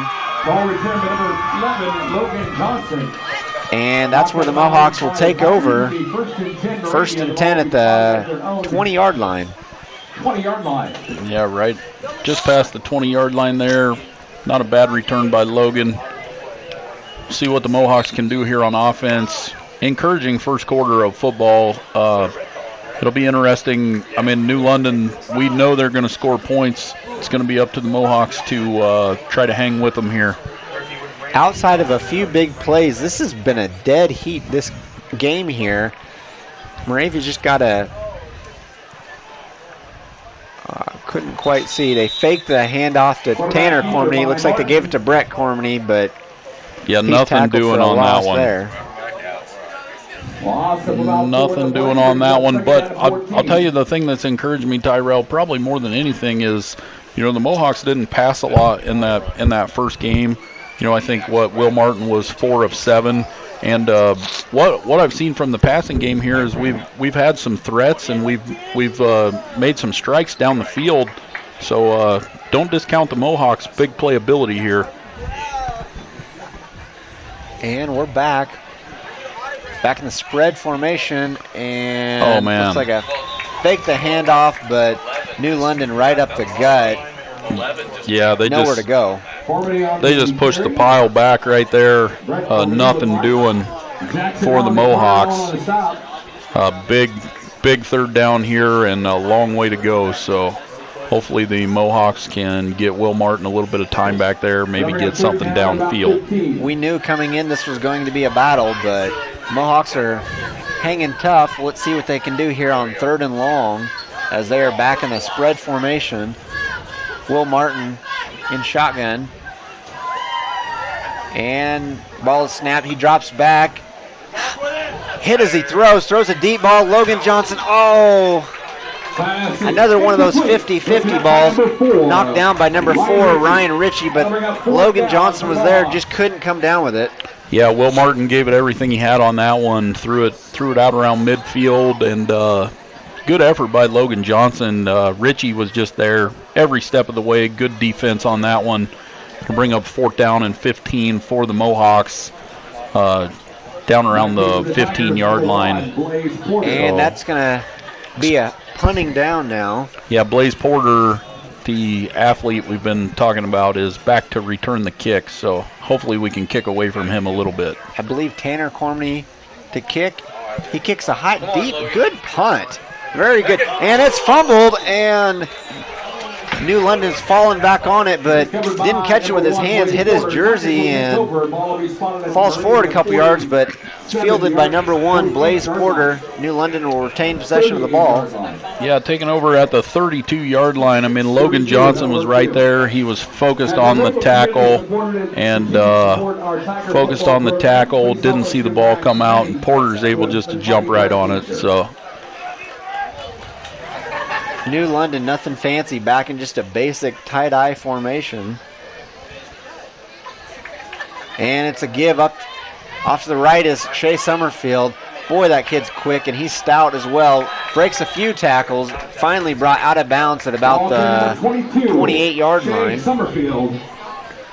I'll tell you, the hardest part of this camera is watching it on the laptop while you're trying to catch what's going on the field. I am going to have to practice at this for some time, I feel. There is definitely a lot of work to this. I know last week I had Clint Woodward up in the booth the first half running the camera for me. Second half, when he went to be with his wife, I completely forgot about it, so I'm guilty as well. Man in motion.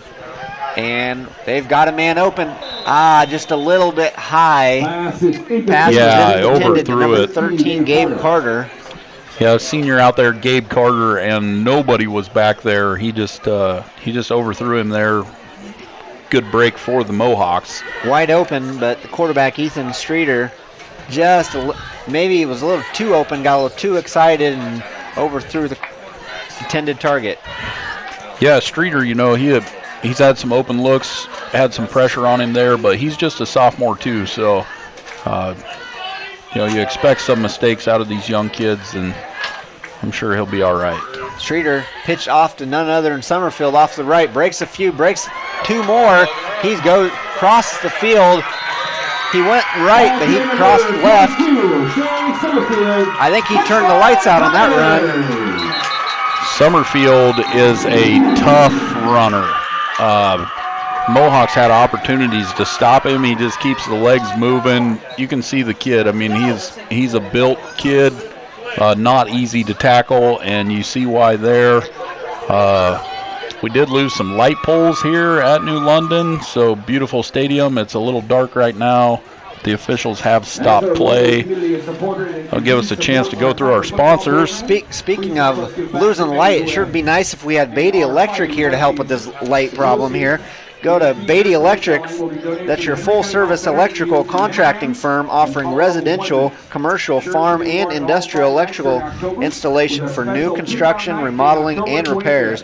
Give them a call at 641-724-9851 for all your electrical needs. Beatty Electric supports Mohawk football all season long. Go Mohawks, and we sure could use them tonight. Yeah, next up we got Lighthouse Church of the Nazarene. Lighthouse Church of the Nazarene welcomes you to worship with them Sundays at 10:30 a.m. and 6 p.m. On Wednesday nights at 7, there's activities for all ages. Whether you're visiting the lake area or a longtime resident, you'll be welcome at Lighthouse Church of the Nazarene. Double D Repairs, southeast of Albee. It's an ag and heavy equipment repair shop. Take it to them or they'll come to you with their mobile service truck. Call Double D Repair for all your large and small equipment repairs. That's 641-777-6754. Double D Repair, proud sponsor of Moravia football. M&W Welding has been in business in southern Iowa since 1979, located just southeast of Moravia. They build inline and side-by-side hay trailers. They can also build all your tractor and skid loader attachments to help you get the job done. They are proud sponsors of Moravia Athletics. The Hall Tree, located on the west side of the Centerville Square, women's fashion boutique carrying all the trendy name brand clothes from junior to plus sizes, where fashion is fun and good customer service is a must. The Hall Tree on the square in Centerville, proud sponsor of Moravia Athletics. The Rathbun Marina is the premier boating destination on Rathbun Lake. Rathbun Marina has over 200 slips and 88 campsites. A newly remodeled store, marine service and repair, a fuel dock, boat and trailer storage, and tight security. If camping isn't your thing, stay at the Lakeside Inn, where every room has a lake view balcony. Check out all the amenities at rathbunlakemarina.com. They are proud sponsors of Moravia football. And don't forget Hardee's. Hardee's wishes everyone a happy and healthy playing season this year. Tune in to the Hardee's football preview show on KIIC Fridays at 7 a.m. live from Hardee's in Albia, proud sponsor of Moravia Athletics. And yes, we want to also once again thank 96.7 KIIC Thunder Country out of Albia for teaming with us this year. And we are still waiting on lights. Summerfield had the big long run there, and he's not a very big guy, but he is shifty, he's stout, and he's a hard runner. Yeah, it's definitely been a lot of Summerfield on the ground. I haven't been keeping track of his stats at all, but I can tell you when he gets that corner turned, he's getting positive yards. The Mohawks have been pretty strong up the middle. Had some good defensive stops. Just when he gets that corner turned, he is tough to bring down. Yes, once again, we're in a delay as we've lost looks like just one set of, I can't tell, but just one set of lights on the northeast side of the field. And I think maybe some over here too. Yeah, we've got some over close here over in front to the of us to the scoreboard. right also. So not sure what happened, but hopefully it's a quick fix. And Moravia football players are just kind of lounging out, laying down here. You got to be careful with that. I don't know how long before we have power again, but you don't want to get a little too stiff. Here, New London's just standing around as well, and if there was any momentum before, this can really be a killer. It'll be interesting to see who comes out ready to play after we get going again. Yeah, it's New London's come out here second quarter. Mohawks had a really, really strong first quarter. New London's come out, scored a couple touchdowns, 34-12. It will be interesting to see the game adjustments. These situations during games where the lights go out or something happens, it really does get you out of the football mindset. So whenever we get the lights back, it will be interesting to see how both teams respond. Mohawks had really good energy. New London's been able to shoulder what the Mohawks have brought, and they've added to the lead here. So it'll be interesting to see what happens after we get the lights back. Yeah, we were just talking just a little bit ago about this being a shootout, and it could be a late night. It's definitely a good hour and a half drive over here, and now with this delay, it could really be a late night. Hopefully my wife's not waiting up on me tonight. She better go to bed because I don't know what time we'll be getting home this evening. Luckily for you, I think you mentioned you're going to be staying in Mount Pleasant tonight. Yeah, it's this black and gold makes me excited for tomorrow. I'm glad we were coming to the east, so me and my wife were going to stay in Mount Pleasant tonight, go catch the Hawkeye game tomorrow. I'm pretty excited about that. I love Kinnick Stadium. It's in my opinion, the best venue ever for college football. Of course, I am a Hawkeye fan, so I am very biased, and I am not ashamed of that. So should be a good day tomorrow. I know Iowa State fans are excited about their football team too. Of course, we're just a couple weeks away here from Cy-Hawk Showdown, so that's a fun time for everybody in the state. Be interesting to see what happens. Yeah, I'm excited about it too. I thought Iowa looked not outstanding, but they definitely got a good win last week. First game of the year.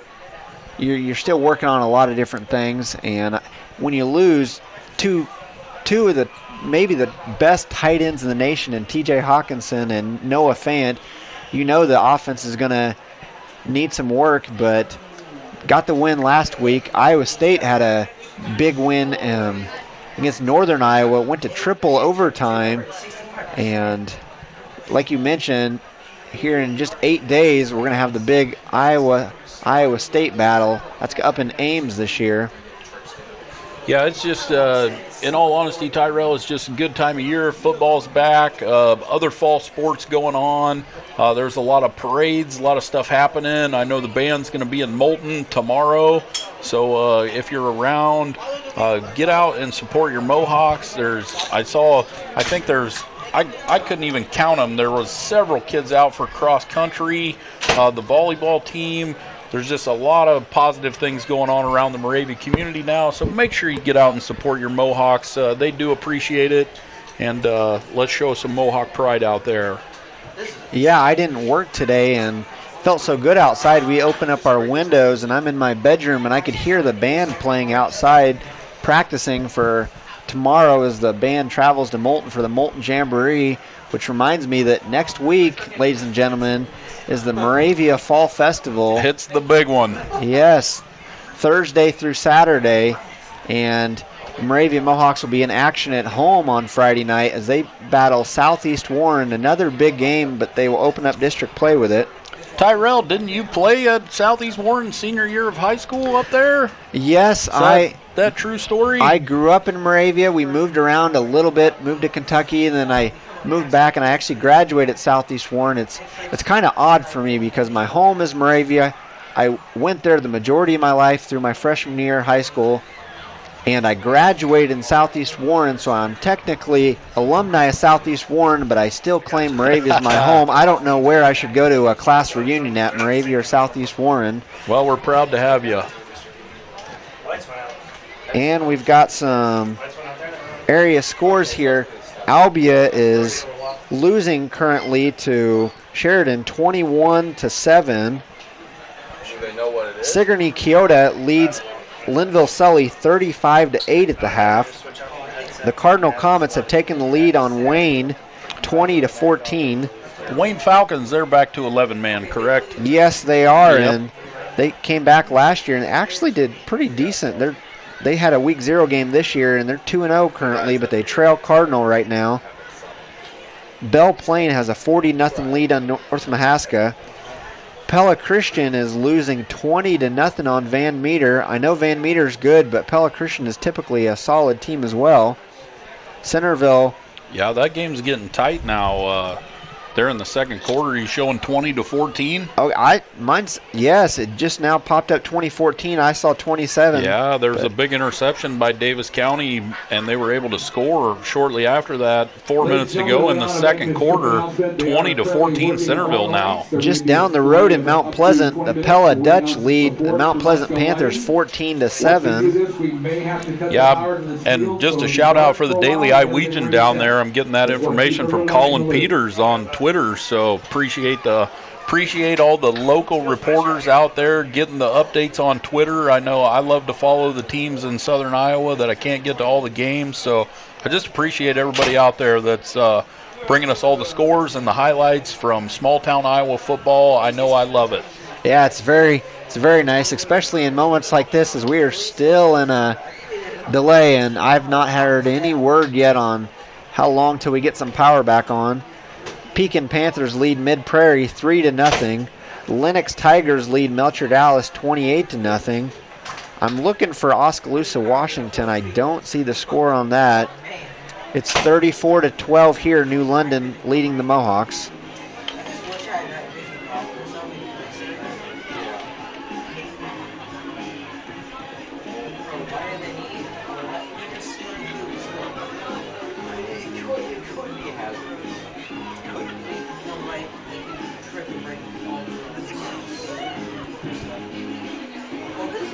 Yeah, the big Valley Dowling games tonight. I'm seeing some updates from that. Dowling up 14-2 in that game.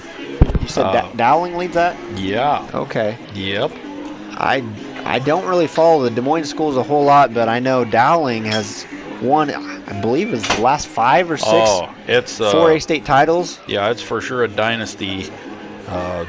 Just solid big school football program. And Oskaloosa looks like they do have a 15-0 lead over Washington right now. That's all I'm showing for updates at the moment.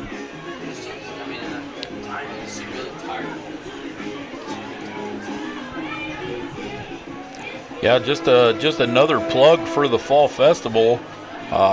This will be my first year announcing the big parade. I was asked to do that. So if you go to the Fall Festival and I mess up a couple floats, just remember how well I ran the camera here, and you'll hopefully have some patience with me. I was just about to say, at least you don't have to run the camera.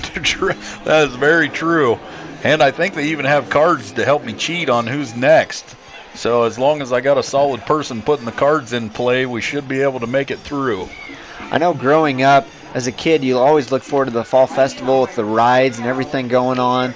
Now as you're older, you're not as interested in rides, and maybe it doesn't seem like as exciting as when you're a kid, but it feels good to be Fall Festival time. School's back in action, the fall's here, and there's going to be a lot of people coming back to town for the Fall Festival. Yeah, it's a great time to just see friends that you haven't seen for a while. Everybody's hanging out. One of my favorite stories, though, and I don't think he'll mind if I share this on the air, good friend of my family, Keith Helmick, was telling me about the teacups there at the Fall Festival, and they spin around, and my wife was actually in the teacups with him, and he told me he would never do those again.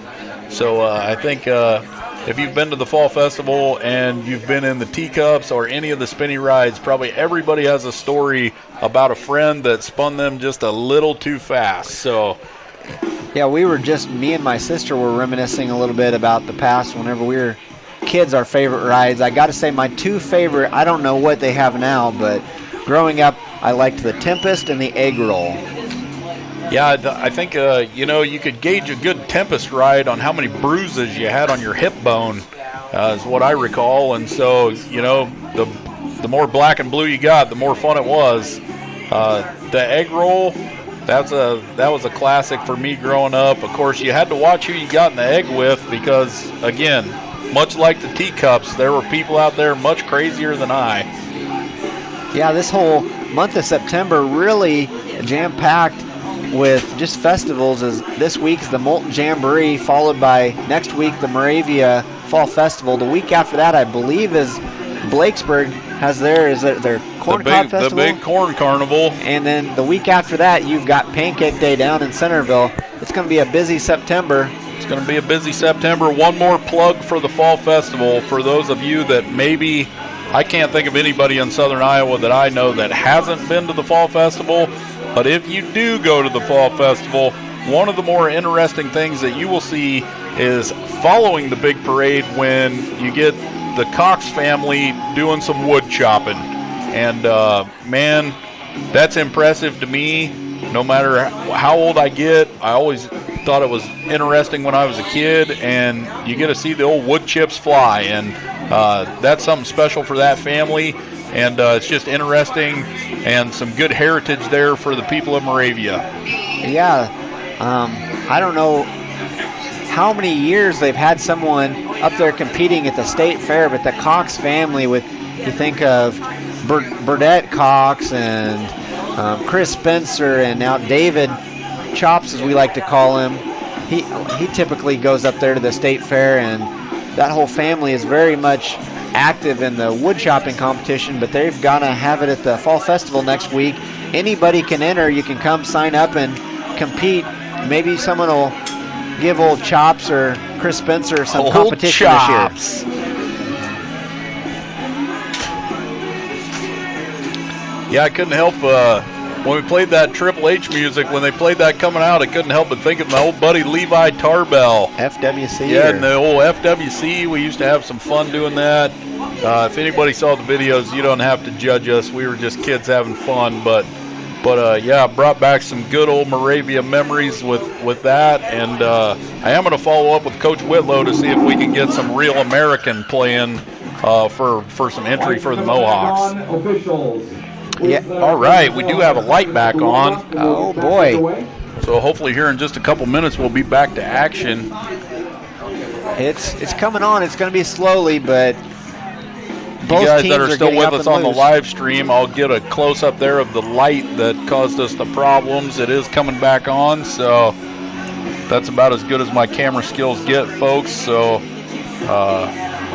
we're up here doing the best we can. Yes, and both teams are up, throwing the ball around, kicking, stretching, getting loose again. And like I said, very back and forth first quarter. Second quarter has been dominated by the Tigers, but after a big delay like this, it'll be interesting to see who comes out and is awake and just ready to play.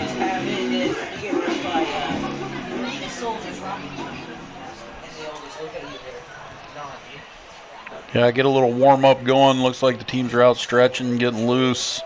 It has been. I didn't look at the clock when the delay started, but we've been this way for a couple minutes anyway. So, like you said, it'll be interesting to see how the teams respond in this situation. And once again, if you're listening to us, you can give us a shout out on the text line. You can text 641-216-3427. Let us know who you are and where you're from, and we'll give you a little shout out. Just a thanks for watching. Yeah, we do appreciate it. Let us know. You gotta want to get a shout out. We'd love to hear from you. And it looks like they're going to give both teams a few minutes to kind of go through a mid-game or pre-game, not a full pre-game, but just warm-ups as New London's they're doing butt kicks down on the left side, and Moravia's still on their sideline, but they're getting loose as well. Here comes the white jerseys out to the right side as they're going to warm up a little bit more to shake off some of those. Yeah, let's get the stiffness. Mohawks in the picture there. They're doing some loosening up too. We don't want to give all the camera time to the Tigers down there. We show some of the Mohawks down here getting loose. Yes, sir. Great camera work there. Yeah, when the game's not going, I'm pretty decent at this camera thing. It's when the action starts that I get easily distracted, it feels like. I know we've mentioned it before, but this is the second year New London's been down in 8-man football, but for an 8-man school, this is a pretty nice facility. Great all-weather track, big stadium, and definitely a nice field. You know, Tyrell, I'm not shy about saying this. I would say it to anybody. These schools that have 30+ kids on the roster, it's hard for me to support them in 8-man football. You know, small schools should benefit from the 8-man, and it seems like there's some loopholes there, whether it's enrollment or whatever it is, that some of these powerhouse schools just makes it hard for small schools to actually compete. So I will say I believe we have a fairly solid field as well. When I was in school, and you as well, we played football in the outfield of the old baseball field, and several years ago built the new field, and I think it looks pretty nice. We've got a nice new press box when they built the field, and if you've got time, I think it's Wednesday nights or maybe it's Thursdays that they paint the field. I'm sure the coach would appreciate go out there and help out. It's only going to look nice if you put the work and effort into it.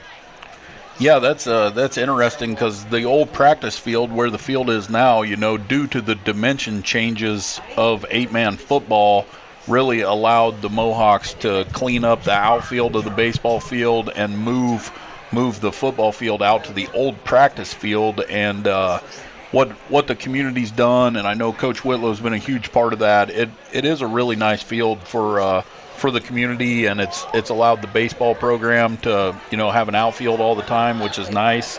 So just good job there by everybody in the community. And I think Coach Whitlow paints the fields Wednesdays at like 5 o'clock, I want to say. He normally has something out on Facebook, or if you're interested in volunteering, I would encourage anybody to do that. So just all the support's more than welcome. All right, in other action, Pleasantville currently leads Eddyville Blakesburg Fremont 32-7. I don't see anything other local scores updated. I'd say we're going to be getting back going here before too much longer. Now New London is coming off the field, but I'd say we have full lighting. I say let's play football.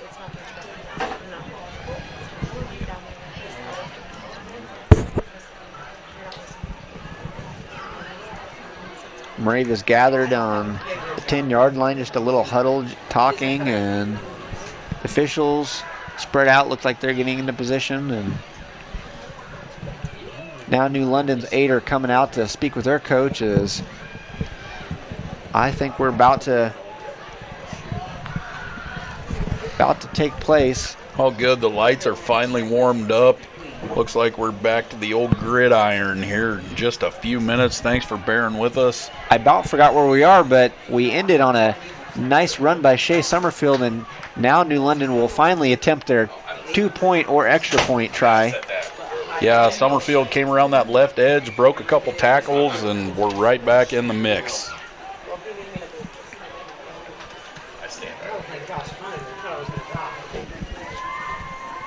So, yeah, the point after is coming. I remember they went for 2 last time, brought it to 28. So here we are after that touchdown, 34-12, with the 2-point conversion coming. I'll get the camera caught up to the game here, maybe. Can you hear me, Denny?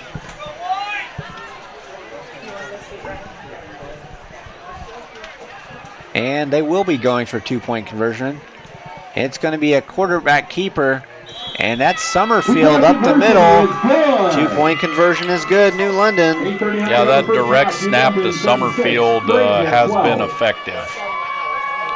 Hey, can you hear me, Denny? The delay did not make him lose a beat. But now the Mohawks will have the ball, and hopefully they can get something going. Yeah, we've had some good looks. The receivers have really played well. Got some openings. I think the real difference is the pressure that New London's been able to get on Will Martin has maybe hurried some throws and just put us in a position to not have the time that we need to really get down the field. Yeah, Will Martin playing quarterback for the first time this year. He was a wide receiver last year as Moravia had Hunter Arbogast for 3 years in a row. Difficult breaking in a new quarterback, and especially a new position for Will. But New London is ready to kick off. And once again, Caleb Templeton and Logan Johnson back to receive. Logan Johnson fields it at about the 6-yard line. Goes right, goes... It didn't matter where he was going. New London was there. Goes right, goes nowhere. That was very good coverage. Logan Johnson fielding that squib kick and just nowhere to go right there about the 16-yard line. Logan's got some speed, but he had nowhere to go. That one definitely was not on him. New London, great pursuit there. Moravia huddled up. Some New London players still doing a little stretching. And we will see the spread formation once again. Hopefully the line can keep New London's 3-man rush out. Yeah, they got an extra person in coverage there. We'll see if we get a little bit of time, and we do. Will Martin, he's got it. Oh, so close. Throws it deep, throws off his back foot. Deep pass. I got caught watching that play, folks, and not doing the camera, but just excellent defense there by the cornerback. Tanner Cormany had a chance at it, and it was just broken up. A really nice throw by Martin. landed about right in his lap, but just couldn't come down with it. Very good try there. That'll bring up 2nd and 10. And it appears we're going to be back in that spread formation. Moravia knows now that down 36-12, they're going to have to score some chunks here. Fake to Cormany, throws deep, and Leggy threw it a little too far inside. That'll bring up 3rd down and 10. Was that Ward McLeod it was intended to? Yep, intended for McLeod there. Coverage by Porter, and he just step for step out there. The ball was a little underthrown, and McLeod not able to make a play on it. Porter was right there too. So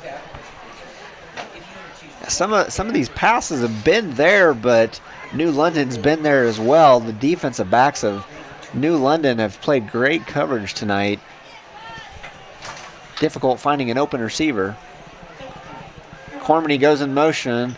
Martin fakes it to him, goes off the left side, and he's brought down. Sack for a loss by Shea Summerfield. It's going to be 4th and very long. It's going to bring up 4th down and long. Summerfield on defense there, just, man, he had a burst through there, and just Martin tried to duck and turn the other way, and Summerfield was right there to meet him.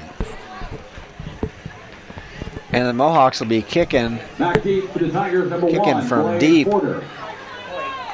Yeah, Summerfield's been all over the field on both sides of the ball now, so. If you're joining us now, the score may look a little discouraging, but I'll tell you what, that first quarter, the Mohawks were right in it and giving New London all they wanted. The kick is fielded by number 1, Blaze Porter, as he gets about 8 yards, and will bring it inside Mohawk territory. Yeah, the first quarter, you know, the Mohawks just had a couple solid drives, big plays, whatever you want to call it, was hanging in there pretty good. It was 20-12 at one point, and now New London scored 16 unanswered. So big defensive possession here for the Mohawks to see if maybe they can swing the momentum. And here comes New London now. They've got a wing back to the left, and it's going to be a direct snap to Summerfield. Called that name a lot tonight. Goes left, and he's gone for another touchdown. Shea Summerfield in for the Tiger touchdown.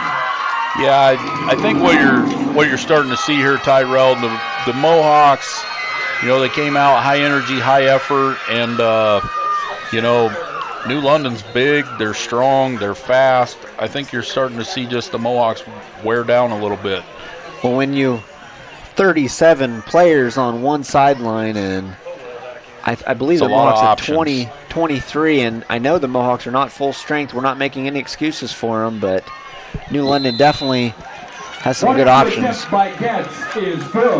The extra point's up and good. That direct snap to Summerfield has been lethal. He gets that outside edge, and he can make some moves.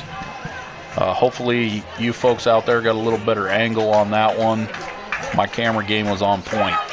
It's hard comparing years. I don't know that I want to really compare this New London team to last year that won the state title, but I'll say this team definitely looks like a team that can go deep into the playoffs. But really, if we keep it up, play like we did the first quarter, I don't see no reason why Moravia couldn't make a playoff appearance this year. Yeah, it's going to be a challenge for sure. We got a lot of long road games, I noticed, so there's going to be some travel involved.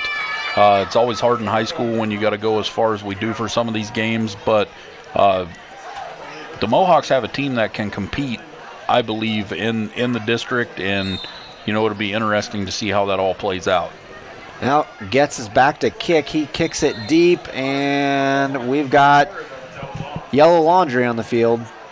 I believe a New London player crossed the line before the kicker did, and that's going to back him up. We'll wait for the official decision. Yeah, for all you Hawkeye fans out there, this takes me back to a memory. Greenway was onsides. Yes, the Florida Outback Bowl.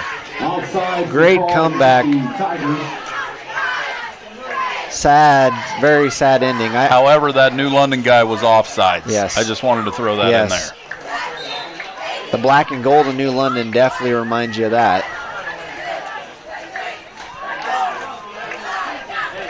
Everybody onside that time, and it's going to be fielded by Caleb Templeton. He bobbles it, goes right, goes left, little juke. He's got a bit of an opening, but he's brought down. Made a few good moves, but another black jersey there to bring him down. Yeah, 5-yard penalty, still a pretty good boot there from the freshman kicker Getz. 21-yard line. And Mohawks are going to start back at the 21-yard line. We're approaching 8:30, and we've still got 7 minutes to go in the second quarter. Yeah. That light delay and the amount of scoring has been definitely not helping the time of play over here. Will Martin will take the snap. He gives it to Brett Cormany, I believe that is.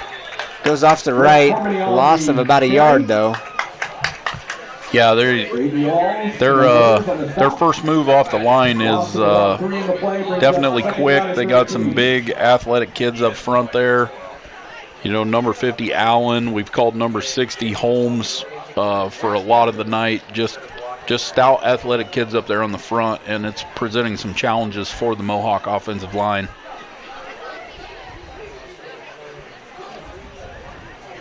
And here we go again now.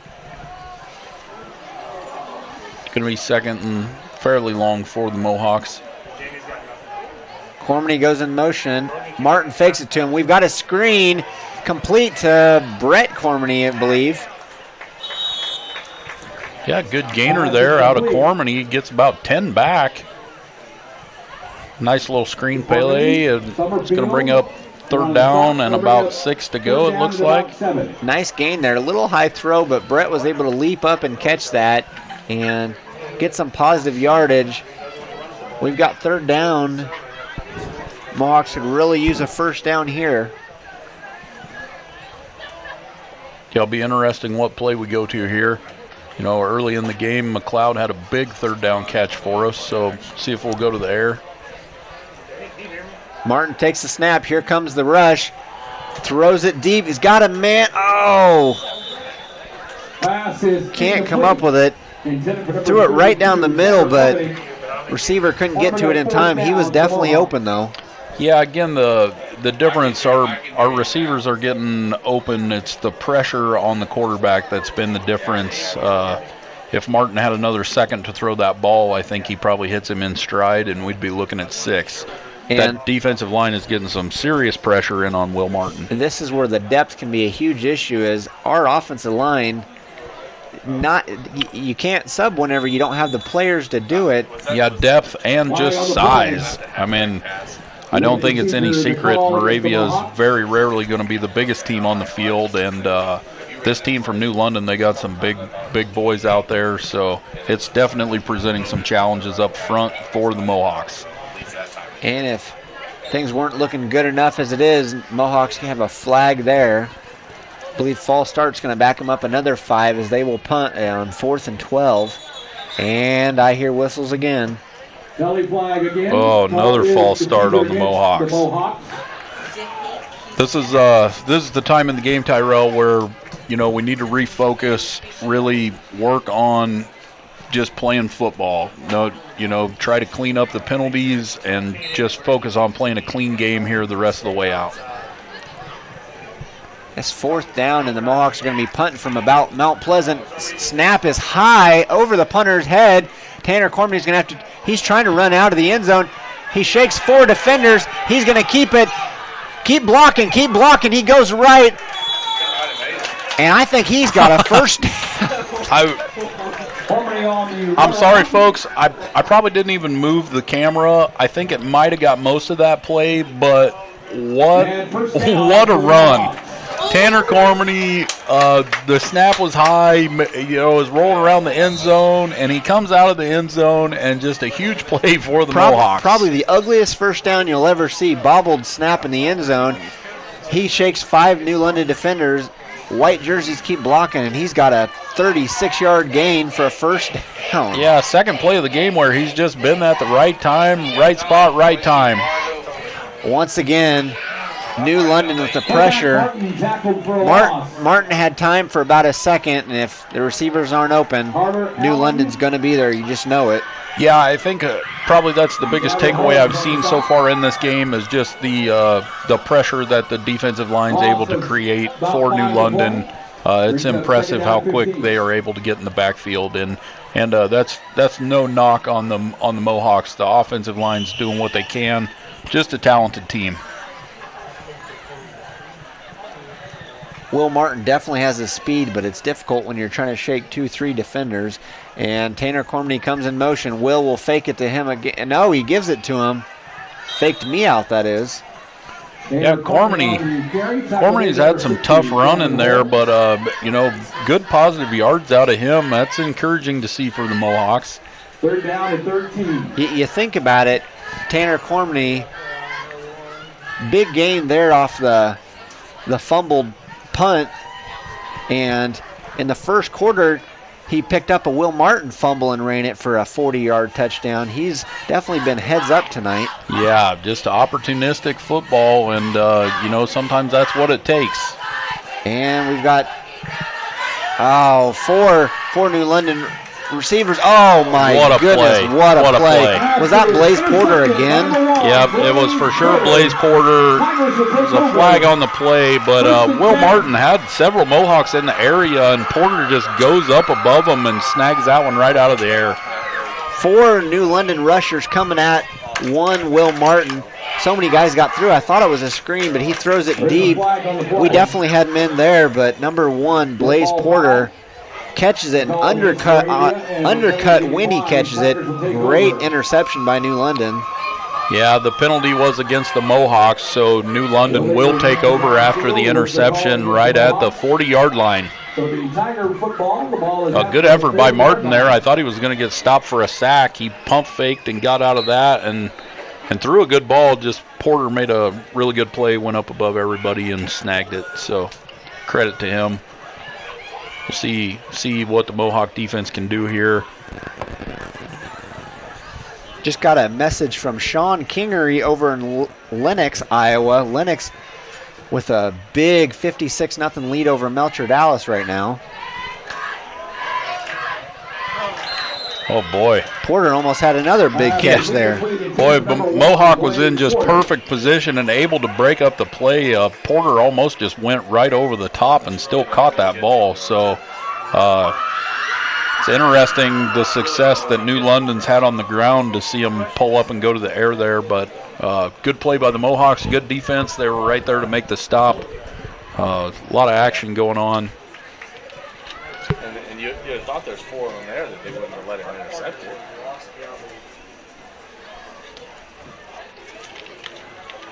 Oh, we've got to get to the outside. There you go.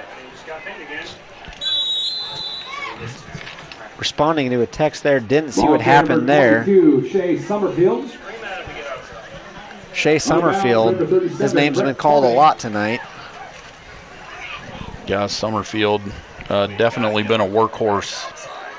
Definitely been a workhorse for the Tigers tonight.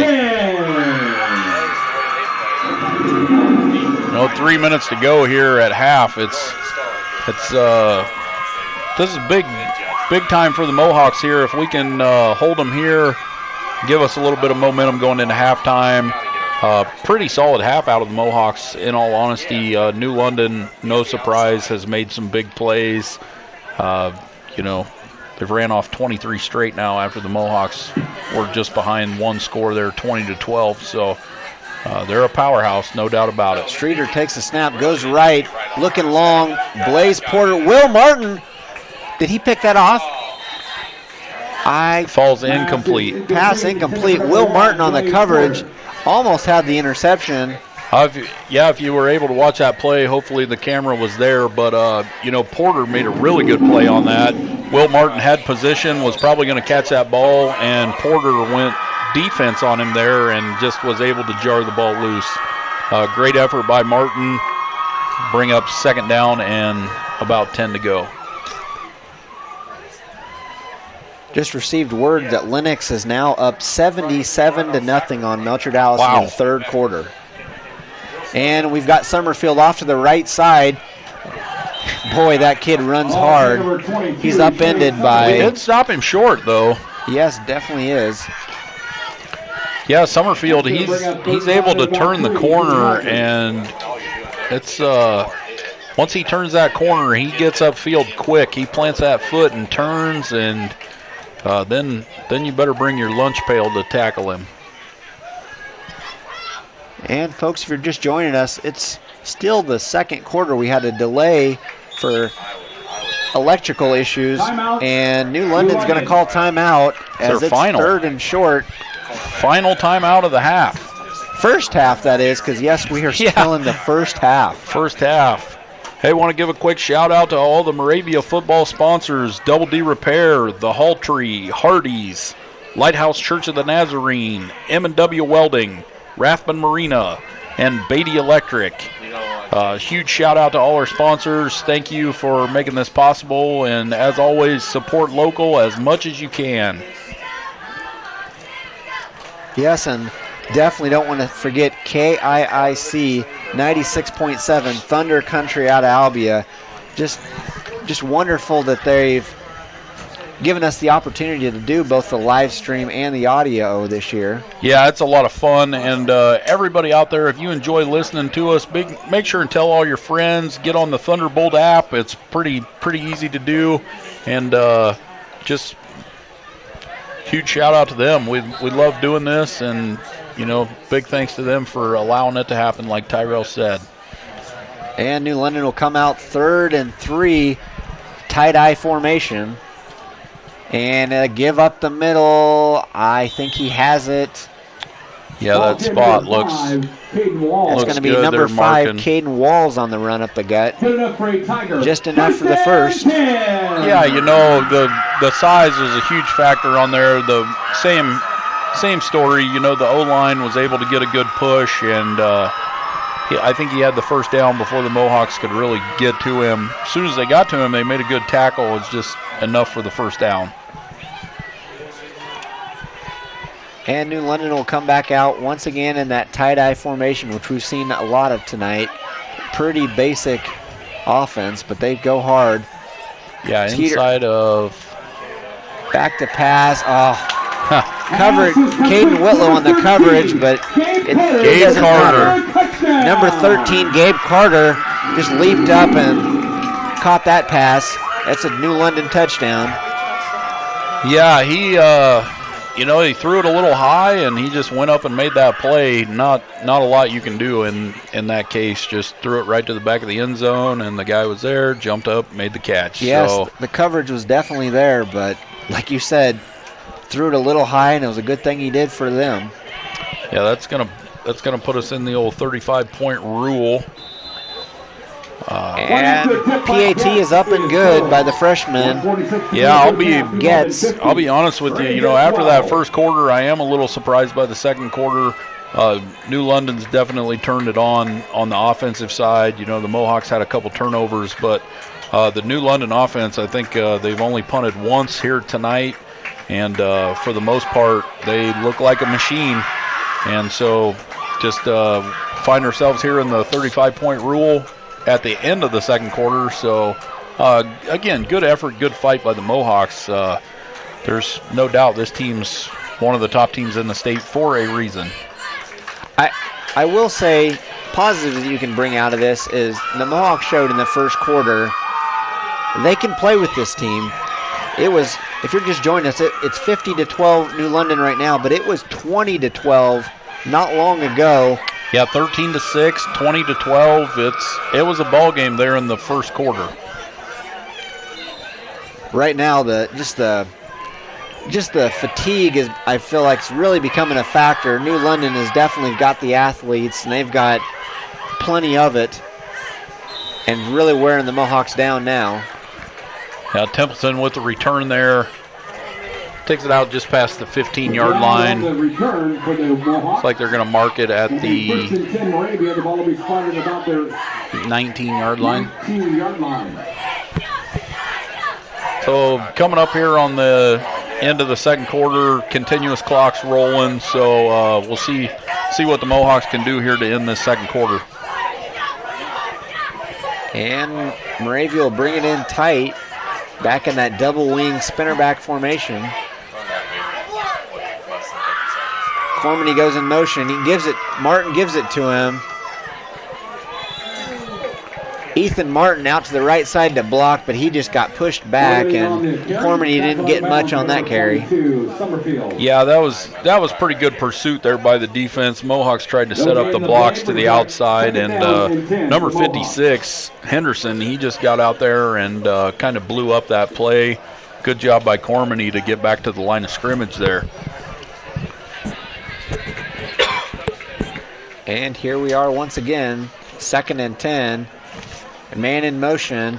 Martin fakes it to him, goes back to pass.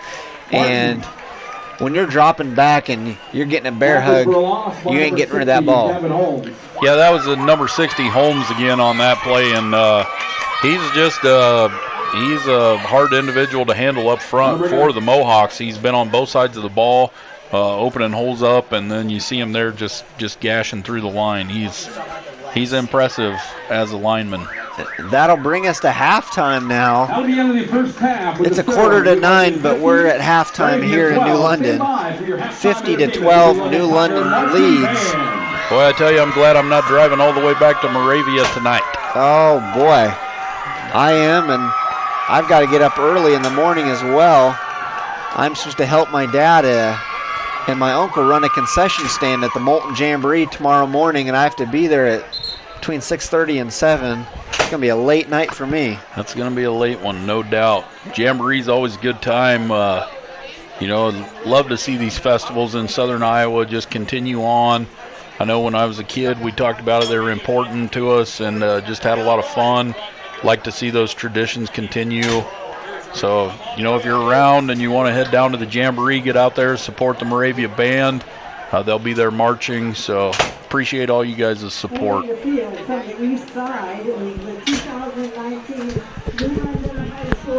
And we'll take a short break, and we'll leave the camera focused. New London's got their band out there on the field, and we'll be back with you shortly.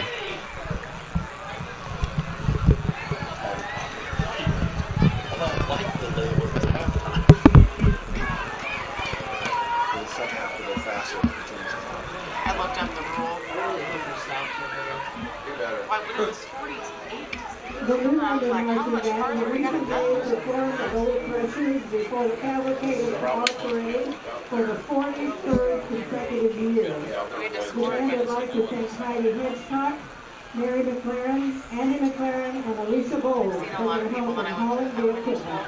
We would also like to thank the New London Lions Club for the generous donation of ice cream, and Mary McLaren for the bottled water after the band's performance. Finally, we would like to thank Justin and Jennifer Boxell for arranging the photo shoot once again.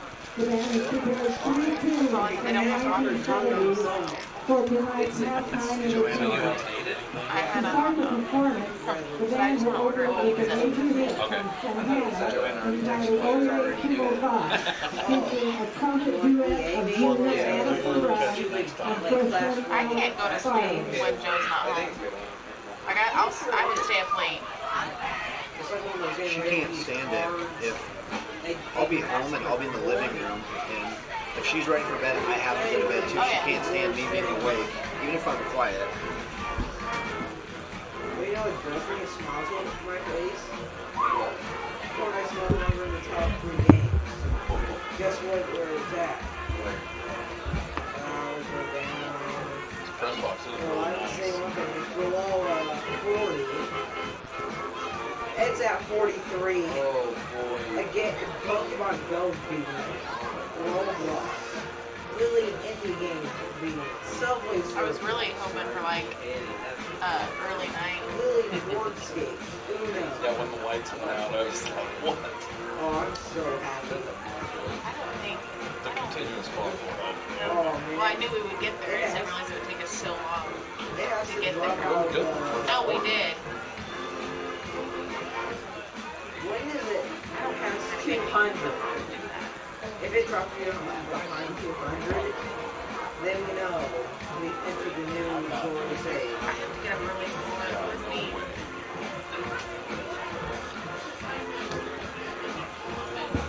What in the world? Times a game in 11. Yeah.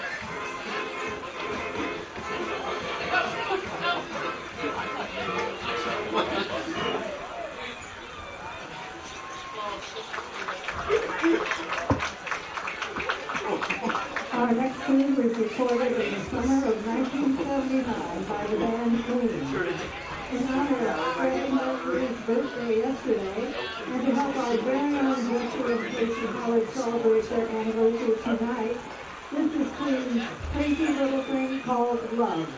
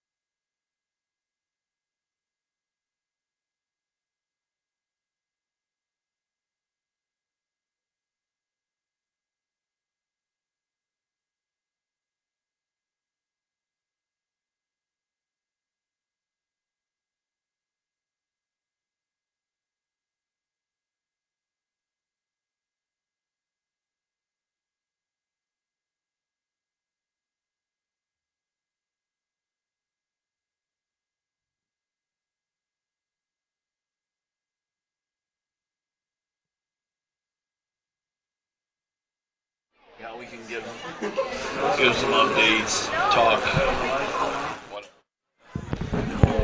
All right, and here we are back.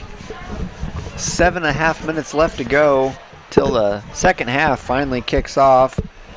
The Mohawks down 50-12, but it wasn't always that way. As you mentioned earlier, it was 13-6 at one point, 20-12. Really tough game early on, but just the New London size and depth is just really taking a toll on the Mohawks. And you know, this game reminds me a couple years ago we were up at Waterloo, you know, at the playoff game.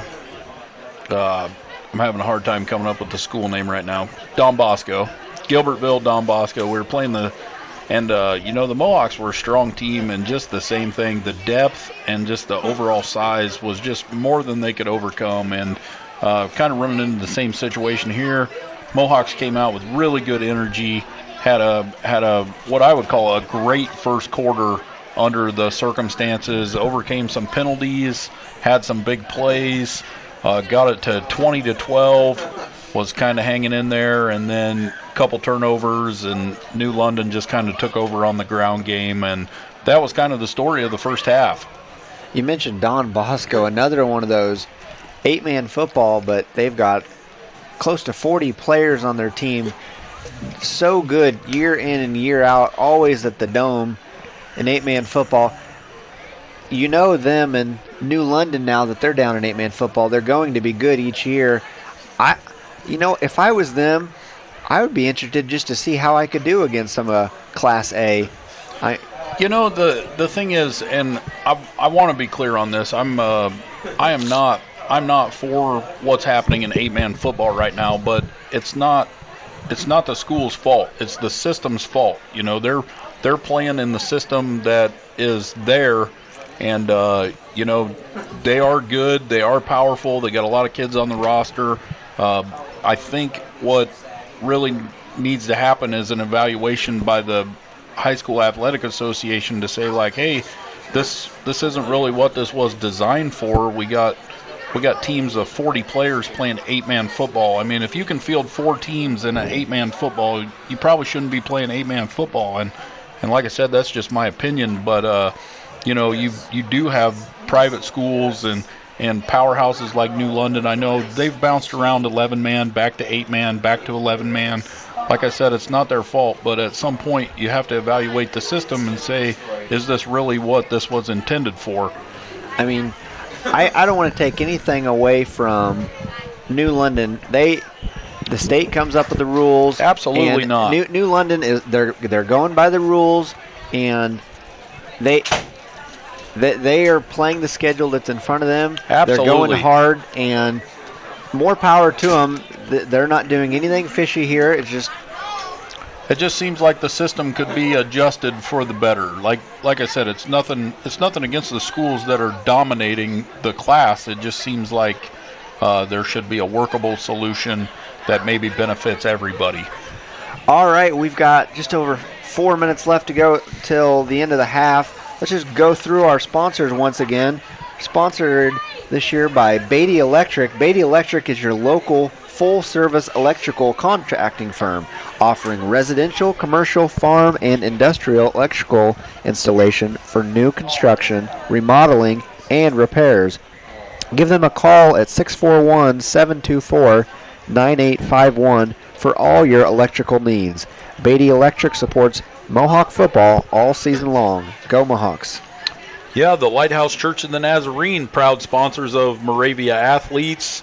The Lighthouse Church in the Nazarene welcomes you to worship with them Sundays at 10:30 a.m. and again at 6 p.m. on the evening service, and Wednesdays at 7 p.m. There's activities for all ages. Whether you're visiting the lake area or a longtime resident, you'll be welcome at Lighthouse Church of the Nazarene. Touchdowns this year are sponsored by Double D Repair. Double D Repair is southeast of Albion, and it's an ag and heavy equipment repair shop. Take it to them or they'll come to you with their mobile service truck. Call Double D Repair for all your large and small equipment repairs. 641-777 6754. Double D Repair, proud sponsor of Moravia football. Now we got M&W Welding. M&W Welding has been in business in southern Iowa since 1979, located southeast of Moravia. They build inline and side-by-side hay trailers. They also can build all your tractor and skid loader attachments to help you get the job done. They are proud sponsors of Moravia Athletics. The Hall Tree located on the west side of the square in Centerville. Women's fashion boutique carrying all the trendy name brand clothes from junior to plus sizes, where fashion is fun and good customer service is a must. The Hall Tree on the square in Centerville, proud sponsor of Moravia Athletics. Next up, Rathbun Marina. Rathbun Marina is the premier boating destination on Rathbun Lake. Rathbun Marina has over 200 slips and 88 campsites. A newly remodeled store, marine service and repair, fuel dock, boat and trailer storage, and tight security. If camping isn't your thing, stay at the Lakeside Inn, where every room has a lakeview balcony. Check out all the amenities at rathbunlakemarina.com. They are a proud sponsor of Moravia football. And don't forget about Hardee's. Hardee's wishes everyone a happy and healthy playing season this year. Tune in to the Hardee's Football Preview Show on KIIC Fridays at 7 a.m. live from Hardee's there in Albia. They're a proud sponsor of Moravia Athletics. Yeah, hard to go through the sponsors without mentioning Thunder Country, KIIC 96.7. Get out, give them a listen. That Thunderbolt app is pretty handy. Go there, download that. Make sure and tell all your friends about us if they are interested at all in Mohawk football. We'd love to have them listen. Yes, you can download the app or on the KIIC radio website. You just click over on the right to listen live and scroll down, and Moravia is number 6, I believe. Click on Moravia, and you've got us right there in your living room or wherever you're watching the game tonight. Yeah, make no doubt about it. Moravia is number 1 in our hearts. It's just number 6 on the queue over there to get your live listening in. So, but tell your friends about us, and if we get enough views, who knows? Maybe we can talk Joe Millage into moving us up to number 3, number 2, closer to that Albia spot up there. Yeah, that's going to be a tough one to overtake, I feel like. Yeah, we just got a Facebook tag from Alicia Grunig. She's watching us from Moravia. I know her husband's here taking stats for the Mohawks, but she's at home and glad that she's able to watch on the app tonight. Just under a minute to go till kickoff. We got the coaches back up here in the box with us. They're confident in their second half game plan, so we'll see how it plays out. Yep, when they stick you up with the coaches, you can always tell if something good or something bad happened. A lot of times you get a little feed from them, and that's all right. I know the first touchdown tonight, I don't even know if we even mentioned Double D Repair. There was so much excitement, and even on the second one, rightfully so, though. All right, we'll see if the cameraman's ability has improved any. If not, anybody out there is more than welcome to come run the camera for us.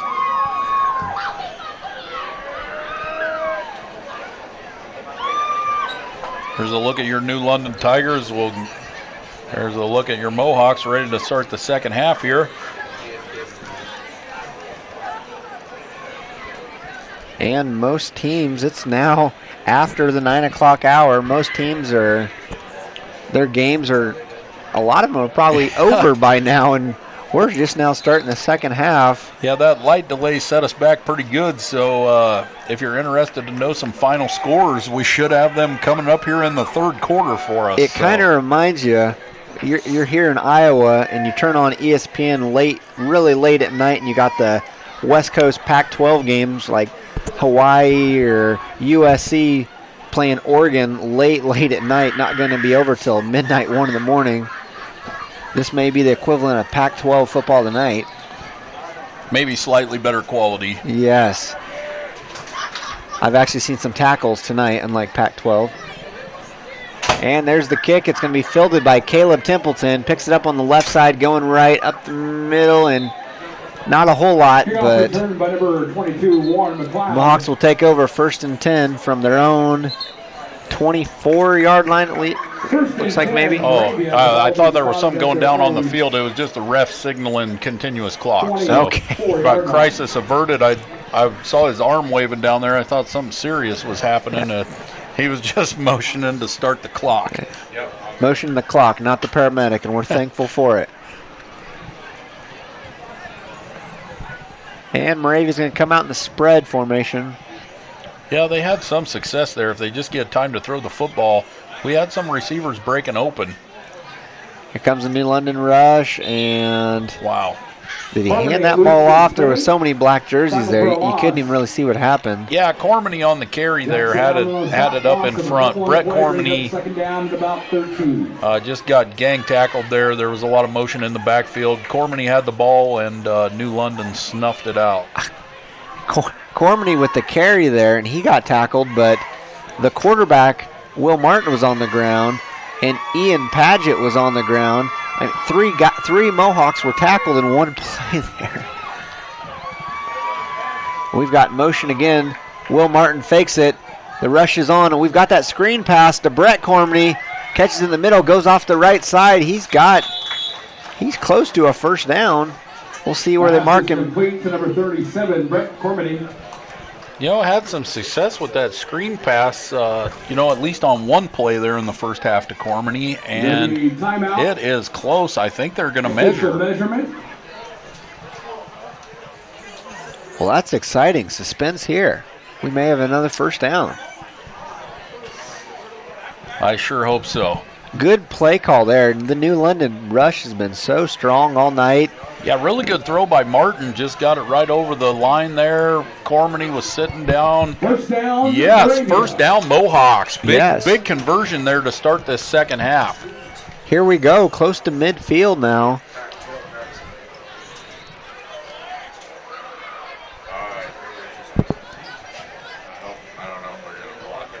I'm actually... Okay, now they wind the clock. I was surprised to see it stop there. Yep, but it stops for official measurement. Yep.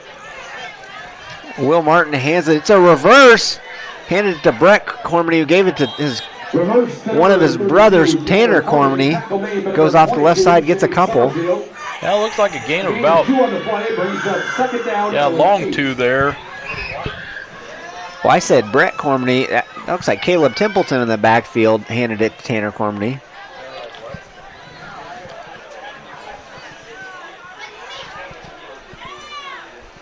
Well, yeah. Caleb Templeton's just to the left side, just right next to Will Martin there. Will takes the snap. Here comes the rush. Will Martin's got a man. He's great ball. Tanner Cormany, Will Martin threw maybe the best ball he's thrown all night. And Cormany was open, but he stopped. I think he thought the ball was going to be overthrown, but it was actually overthrown. Had he kept on running, he might have caught that one in stride there. He got turned around a little bit there. Will Martin escaped the pressure, made a good throw. Those are the plays you got to have if you're going to contend with a team like this. So just a missed opportunity there for the Mohawks. And here we are again. It's third down. Man in motion. Will fakes it. Going off to the right side, throwing off his back foot again, and almost had an interception. Pass was intended to Logan Johnson. Blaze Porter, the freshman, on the coverage there.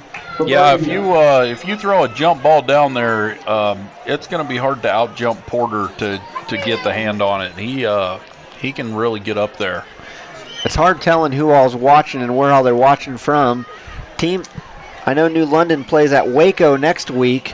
Waco could be watching this game. You better keep an eye on number 22, Shea Summerfield, and number 1, Blaze Porter. Both of these are great athletes for New London here. And the Mohawks will punt. Tanner Cormany, a really good kick, kicks it deep, and it's going in. Gets a good bounce, but a little too good. I was hoping we could stop him at the 1, but it rolls on into the end zone for a touchback. Yeah, Cormany with a solid punt, take it out to the 15. That's still decent field position swing there. So we'll see what the defense can do here for the Mohawks.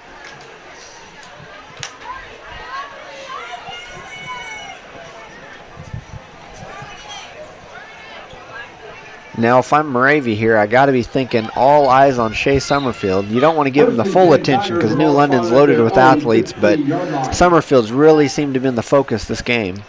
Yeah, you got to believe. It's hard saying with the continuous clock what they're going to try. They might try to work the passing game a little bit. Typically you'd think they would run, but it's hard to say in these situations. There's ball on the ground. Snap was low, fumbled on the play. Recovered by New London back at the 12-yard line, so loss of 3 on the play, so maybe the Mohawks can catch a break here. Yeah, at some point you got to be thinking New London's going to start putting some younger players in, which be the Mohawk benefit, but maybe, I don't know. Blaze Porter is a freshman. Yeah, and the kicker. Yeah. Oh, boy. I'd love to see the New London JV team. I bet they're pretty good this year. Yeah, Summerfield, again, he just gets a full head of steam, turns that corner, and good gain there out of Summerfield. Takes it out to the 21-yard line. 3rd down and 4. Big down here for the Mohawks.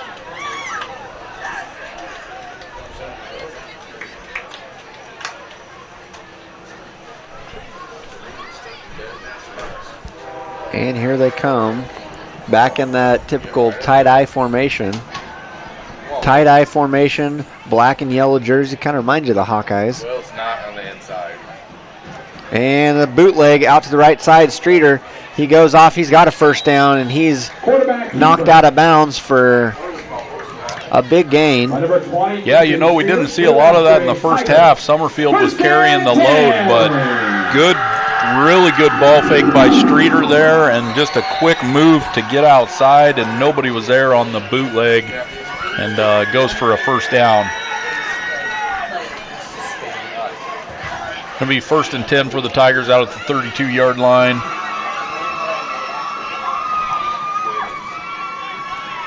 We're right exactly through it, not to do it exactly. And I believe that was Ian Paget. Came across a little too early. Flag on the play, offsides is the call against the Mohawks. Plowed the center over, but absolutely 1st down and 5 for the Tigers. As they say, you can't do that.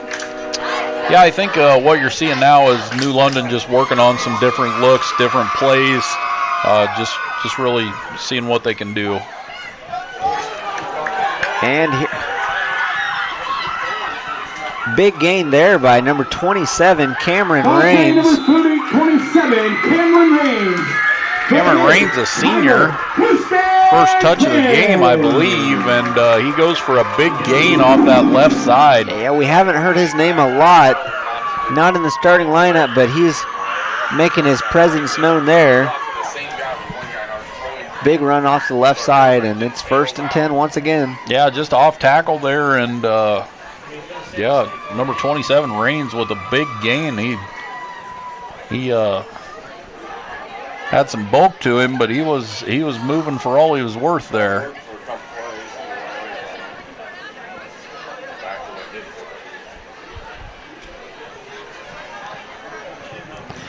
And Streeter gives it up the middle, and look who it is, Summerfield.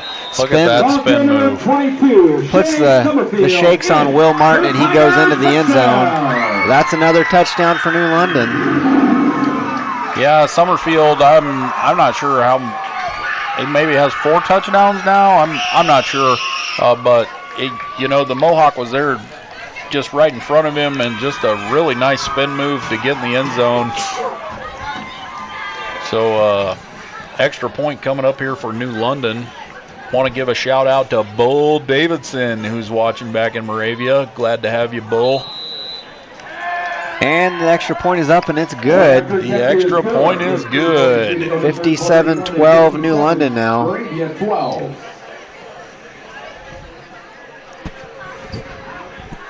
And, at this point in the game, Mohawks haven't scored here in a while. They had some first quarter touchdowns to keep it close. It'd be good to finish out the game here on some positives and get that offense rolling again. Yeah, keep your head up. you want to keep fighting. You also want to make sure you stay healthy, as there's a big game next week, opening district play against Southeast Warren. Yeah, you know the Mohawks are going to be amped up for that. Fall Festival crowd's always a little bigger. A lot of excitement around Mohawk football to start the year, so should be a fun weekend, fun Friday night, kickoff district play, hopefully with a win. And just so you know, on Friday night, I will be wearing blue and not green. There's the kick, and it's going to be fielded by Caleb Templeton. Makes one man miss, and he's tackled, brought down at about the 26-yard line. Yeah, that was a nice little return there by Templeton. Again, good coverage by New London. He's able to break through there, get about 8 yards after they met him there. So nice little run for Templeton. Templeton, he's a kid, just a sophomore. Last year, as the year went along, didn't get a whole lot of varsity playing time, but definitely in JV, he really came along, and now he's getting a lot more varsity action. And next year, with Will Martin a senior this year, look for Templeton to take over the quarterback spot next year possibly. Yeah, it'll be interesting to see. Good little athlete. It'll be interesting to see how they might use him. Will Martin fakes it to Cormany, and he has a big hole up the middle, but it didn't take long for that hole to close up as he's Summerfield with the tackle. He's been all over the field tonight. Gain of about 3 in the play brings up 2nd down and 7. I don't know that we have a sponsor for player of the game, but if I had to pick tonight, it's definitely been Shea Summerfield for New London.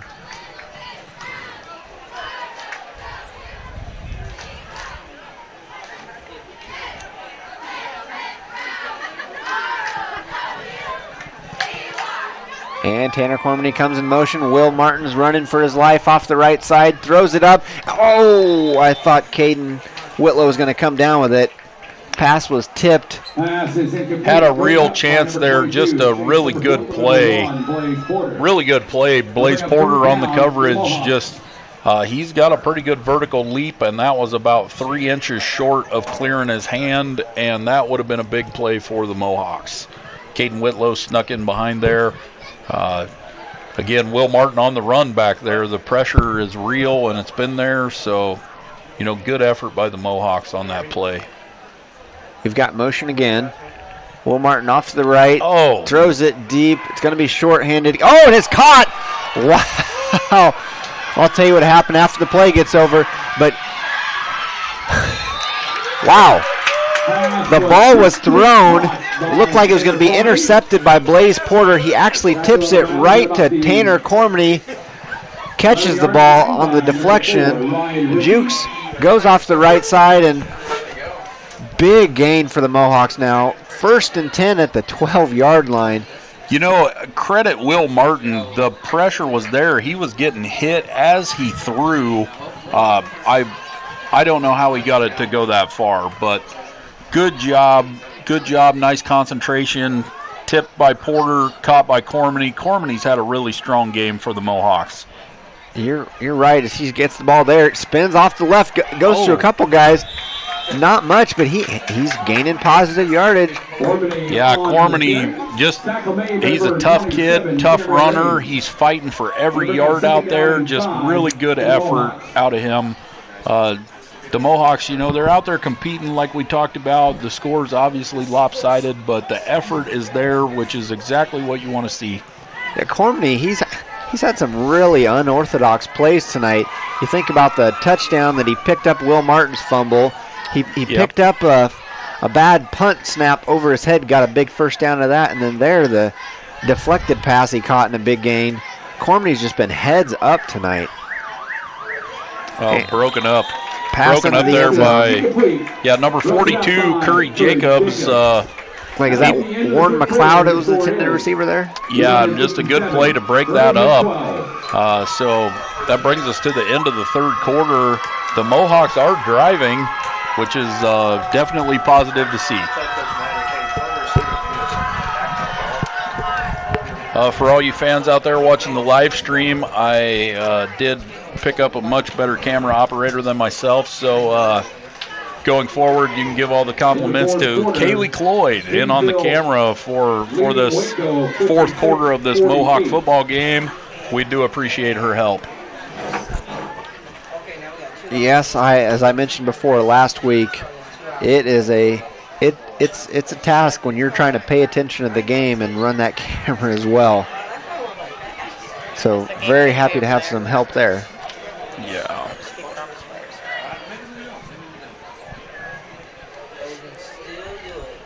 Yep, so Mohawks driving here to start the fourth quarter. It is third down.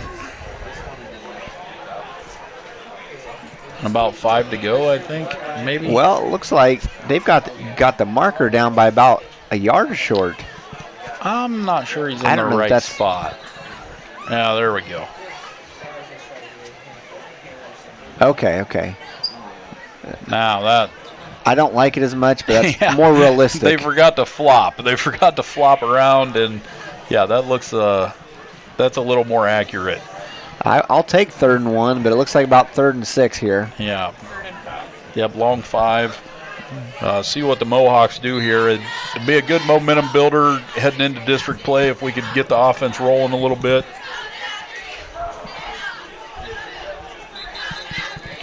And we've got a flag. False start. I didn't see the movement, but they did, and I'll take their word for it. Yeah, referee's explaining right now, so it's going to be, that's a big penalty on the Mohawks. It's going to take them back 5 yards. They're inside the 10 there. It makes third down just that much harder, so see what the Mohawks do here.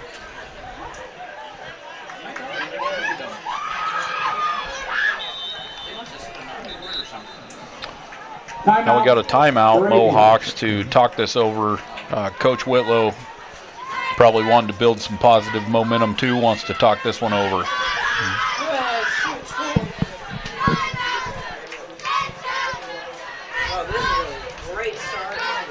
I mentioned earlier that last year's running back for New London, Keontae Luckett, walked on at Iowa, but I'm pretty sure that that's him on the sideline right there. A few kids from last year's New London team. I think his brother's playing. There's another Luckett. Is it okay? There looks like there's yeah, another Luckett out here. Markel Luckett, number 26, so he might be down here supporting.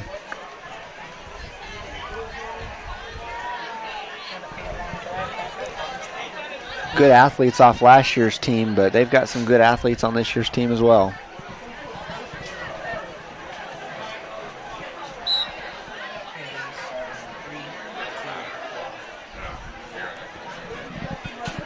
And here we are. Caden Whitlow comes in motion. Cross to the right side. Will Martin catches the snap. Looks like setting up a screen again. Oh, goes to throw it. His ball's hit back. It's going to be interesting to see if they call it a fumble or a forward pass. Nobody's wanting to call anything, it doesn't look like. There's a flag on the field, and nobody really signaled either way on the ball. His arm was definitely fully back. I just couldn't tell if he went forward before it got knocked out.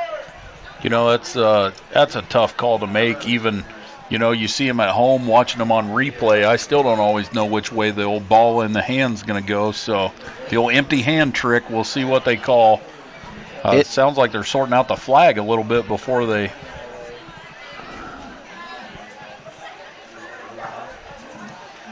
Yeah, I'm not real sure. I'm guessing they're going to say it was an incomplete pass. Yep. But the flag on the illegal shift. So would that negate the whole play?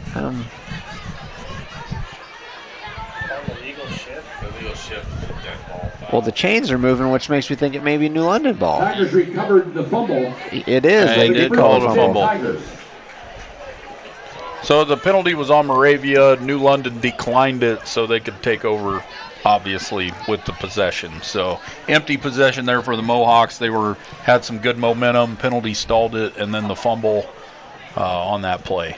There's a pitch out to the left side. Oh, that guy's And there fast. he goes. Oh, good. He got caught. Ball carrier number 4, Good effort. Ryan Ritchie for the big That was number 4, the sophomore, Ryan Ritchie, brought down, and he's Tanner Cormany on the tackle. He did He got pulled down from behind, and the trainers are hustling out over there. Yeah, the New London player's down, so hate to see that. He's a skinny little kid, but he was quick. He had some wheels there. Yeah, I couldn't really see what happened over there on the tackle. Cormany, Richie was running fast, and Cormany was running fast after him, and that's a collision over there on the sideline. So hard to tell what could have happened when two people giving it their all out there. You hate to see that happen. Both teams taking a knee now as the injured player. Yeah, there's another person running out there. I'm not sure if that's a parent or. Yeah, we obviously want to wish him the best.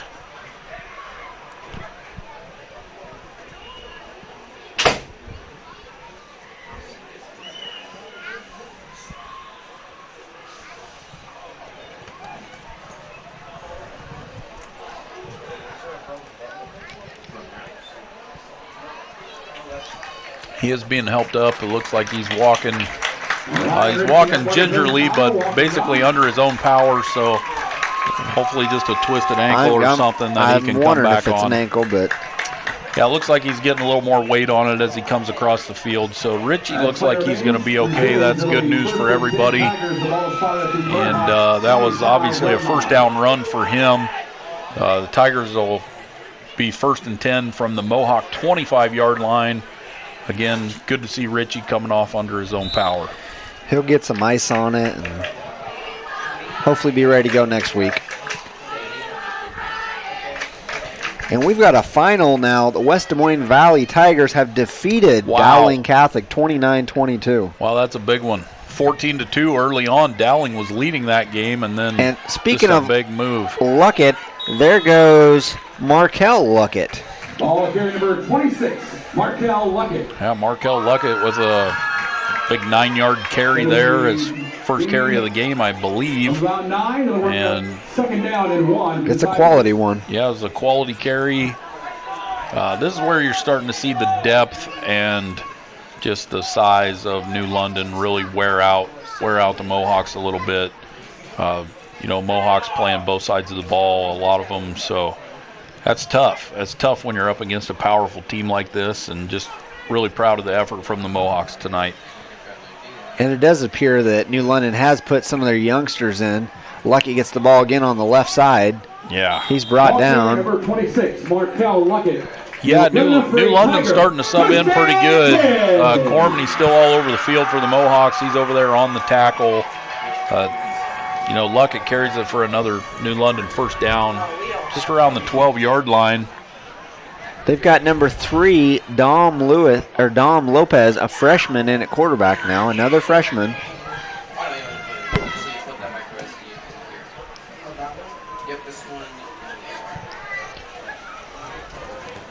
And Lopez will take a snap. He'll pitch it out to the right side for Luckett. He's going to run hard, brought down by 32, Tanner Cormany. Yeah, Cormany making a lot of plays on defense for the Mohawks out there. Luckett turned the corner, had a full head of steam, and Cormany was able to keep him from the end zone. Bring him down to the 1. Yeah. Also, Twin Cedars, who Moravia defeated handily last week, they get their first win tonight, 46-20 over Seymour.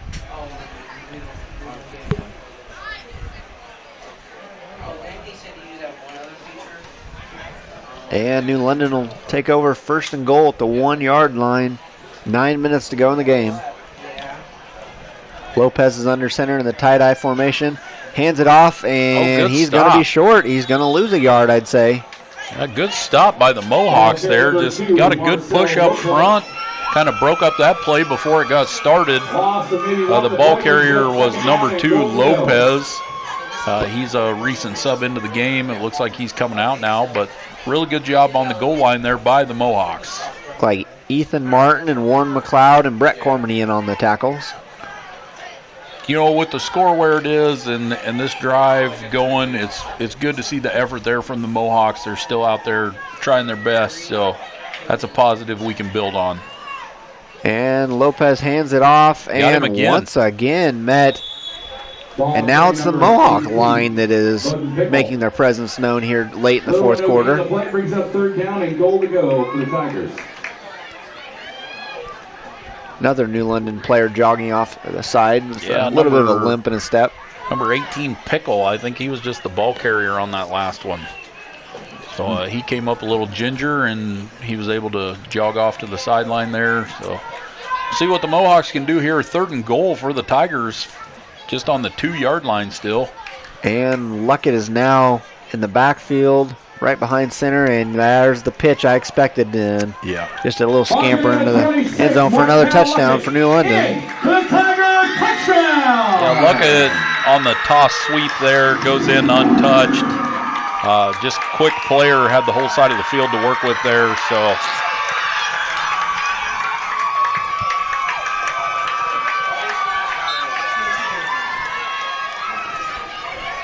and it looks like they will go with an extra point here as another freshman, Getz, is going to be taking the kick. Ooh, Cormany off the corner almost blocked another one there. He had that blocked extra point early and almost had his hands on another one. I was about to say that. He got in through there. I don't know if he would have dived, if he would have caught that or not, but he makes it. It's 64-12 now.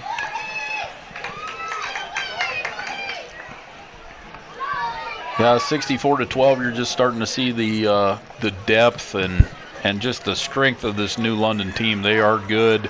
That's no surprise to anybody who watched them last year, has seen them here the last couple years. They do have some talent. They got some pretty good-sized kids, and they got a lot of depth. So just a lot for the Mohawks to overcome. You know, they came out strong in the first quarter, and just glad to see the effort. And back returning is Caleb Templeton, and then is that Ethan Martin. Is that Ethan Martin? Okay. Ethan Martin over there, number 56. Kick it to him. And they do. Not the fastest guy, but he's going to run hard. And he goes hard up the right side. He's got positive yardage there. Yeah, Martin with a pretty good return. Not somebody we would typically see back there, I think it's safe to say. Got a few extra guys in on special teams there, as I saw Dalton Irving in on this side. Yeah, Dalton Irving.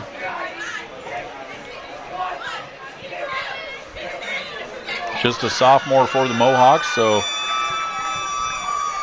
starting to see some faces in there coming into the game here. And I wonder if we're going to have a little bit of a JV offense. Yes, looks like, well, no, it looks like still for the most part the typical starters for the Mohawks. Yep, still got Martin in at quarterback, Cormany, a lot of the regular guys. Had a look. Oh. He's shifty. Just keep it. Run with it. Breaks a few. And Martin, he runs about 30 yards and he gets 1 yard, I think. Yeah, maybe two. No, more like one, but another high effort play there by Martin. He slipped out of a couple in the backfield there and did what he could. I'm not so sure Summerfield didn't make that tackle on the sideline. And that kid has been all over the field tonight. And honestly, I'm a little surprised to still see him in here in the fourth quarter. I would say the best way to describe Will Martin is slippery. Yeah. Very slippery out there. Yeah, he kind of did a high kick there, and I thought they were going to catch him, and then he turned and came the other way, and just a good effort play there for Will Martin. Doesn't go for many yards, but anything positive we can build here is a good thing. It's now a half hour past my bedtime, and it's 6 minutes to go in the fourth quarter. Oh, just a half hour. It's about an hour past the Cloyd bedtime, yeah. So Martin takes a snap. He's going off the right side, and he's caught there. Yeah, he did not get away from him that time. Number 57, Francis. Boy, the big guy showed a burst there. I think Will thought he was going to run away from him, and the big guy just kicked on the burner there and was able to catch him. Yeah, Will Martin did hesitate a little bit there. I think he expected to juke and run outside like he has most of the game, but they caught him this time. Yeah, Francis with a nice play there for New London. I didn't think he was going to catch him. Will Martin, ladies and gentlemen, is not a very big guy. He might be 125 pounds. I'm not sure. A lot of times they inflate the weights on the roster. I know he wrestled at 113 pounds last year. Martin on the carry. He's taken several hits. Another good play there by Gabe Carter. New London. It looked like Martin had an opening and it closed up in a hurry. Gabe Carter with the tackle there for the Tigers. Bring up 4th down for the Mohawks. Here with 5 minutes to go in the 4th quarter. Continuous clock. I guess I'm not sure if we'll see a punt or... I'm assuming we will. You know, I almost kind of... Well, yep, we are going to see a punt.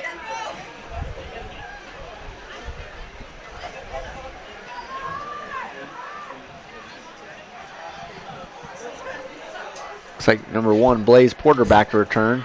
Cormany. Oh, fair pretty catch. Solid catch, and Blaze Porter calls fair catch. Yeah, fair catch. Good show of sportsmanship there by New London. Blaze Porter with the fair catch right around the 33-yard line. Inside of 5 minutes to go here. I see, we talked about Holmes a lot. He's still out there even as they bring in the younger guys just to anchor that line, I feel like. And he's had a tremendous game for the Tigers, and they'll take over here 1st and 10 on the 33.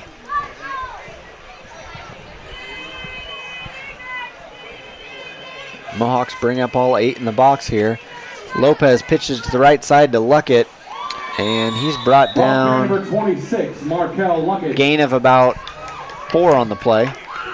Yeah, we've been talking about the depth a lot of New London. I think Luckett is the 3rd back that we've seen now, and still powerful.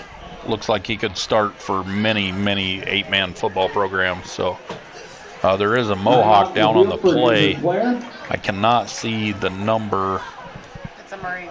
I believe it might be, well, I hate to say, I can't see right now. It is a Mohawk player. We'll start with that. Yeah, Coach Whitlow's run over here to the New London sideline where the player is down. I'm just trying to go by who's on the field that I see that it's not them. Well, I think it might be Caleb Templeton, but I'm not 100% sure. Well, I can't see. I think Caleb Templeton's right there in front of Will Martin there with the armband on his left arm. Oh, that could be. Yep, I might have misjudged that one. It could be one of the Cormanies. I only see one Cormany out there. Yep, there's Templeton. He's on the field still, so it's just speculation at this point. It's Tanner Cormany, and he is back up and walking, so that's a big plus for the Mohawks. A big effort game out of him tonight. Good to see him up and walking off. 3 minutes here. I don't look for him to come back in the game. Save him for next week. He looks to be all right, but there's no need for him to come back in this ball game now, I'd say. Yeah, tough. Cormanies are definitely tough kids. Tanner's played one heck of a game. Brett's had some good runs and stuff. Probably rest him up for next week, I would assume, and just really good to see him walk off. And back under center now is Dom Lopez. He hands it off. That's Pickle, number 18 Pickle on the carry. Pickle was an injured player earlier, wobbling off a little bit earlier in the game, but Ethan Martin with the stop for the Mohawks.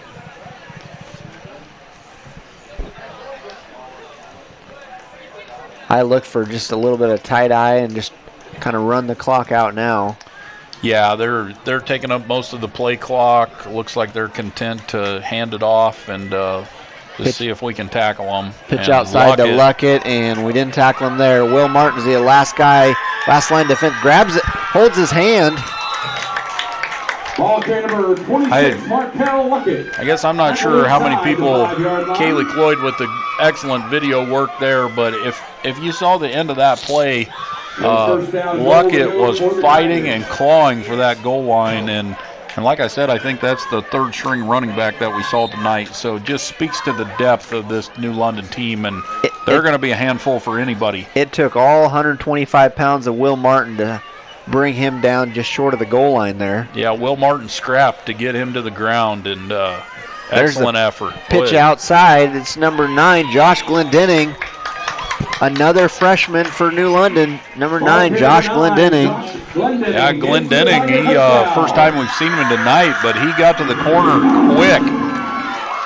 So not a very big guy, but he definitely got to the corner in a hurry. I heard another Tiger roar, and we hate to hear that. Yeah, the Tiger roar is loud, slightly obnoxious, but not quite as good as the Triple H music to start the game, but it's hard to top that. Right after attempt is good. And the Mohawks will have one last possession, it looks, as we're just outside at 2 minutes to go. Yeah, 2 minutes to go, 2:08 here left in the fourth quarter. Just a really solid New London team. Hopefully, what we want to see out of the Mohawks here, and probably the last drive of this game, is still some positive energy, try to get some positive yards, and just work on building off of something positive that we can take into district action next week.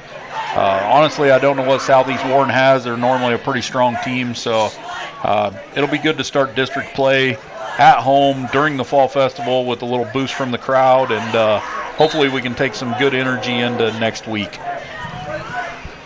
And looks like Ethan Martin is that Martin back there returning again? And it is. Sure is different seeing him, and he's broke a few. He's going off the left. He about ran out of his shoes there, and they finally caught up to him. Yeah, one thing I noticed, and again, this not a knock on Moravia at all, but when New London goes to close on you, they have some speed, and what looks like open field shuts down in a hurry. You don't typically hear a lineman's name called, so it is nice that they were able to get Ethan Martin in there, and he's got a couple kick returns now, and he's made positive yardage each time. Yeah, he did well. He's got a couple 10, 12-yard returns out there. So good for him. At another school, he might be a fullback. Who knows? And Caleb Templeton off the right side, met by a few black jerseys. It's going to be 2nd and 12. Clock is ticking.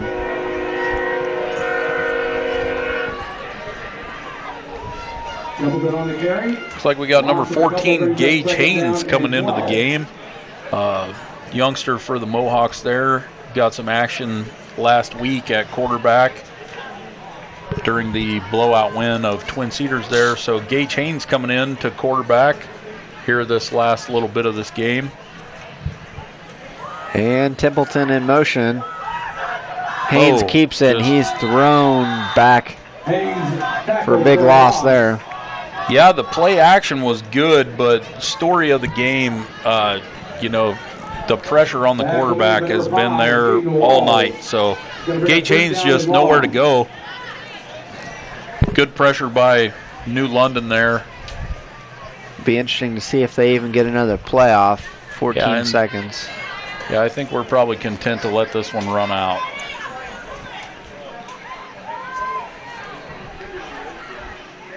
And that's what's going to happen, folks. The clock's going to run out here. Take us home, Tyrell. That's the final. Not what we wanted to see, but New London wins the ball game 71-12. Completely different final 3 quarters than the first quarter, but you got to play 4 quarters here. And yeah, it's a really good team, a really deep team. The Mohawks kind of ran out of gas. They gave it everything they had, no doubt. Good first quarter. Just to hang with them there for a little bit is a good sign of what the Mohawks are capable of. And like you said, just need to find a way to put it together for 4 quarters. But overall, really good effort. Well, one last time, we want to thank each of you for listening. We want to thank KIAC Thunder Country for allowing us to be on here. And we want to thank our sponsors, Double D Repair, Hardee's of Albia, M&W Welding, Beatty Electric, The Hall Tree, Lighthouse Church of the Nazarene in Moravia, and the Rathman Marina. Back in action next Friday night, Fall Festival weekend. Moravia plays Southeast Warren. We look forward to having you listen to us, or come on out to the game if you can. Yeah, come out and support the Mohawks. Big game, opening up district play at home during Fall Festival.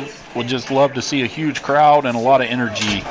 And like Tyrell said, thank you so much for listening.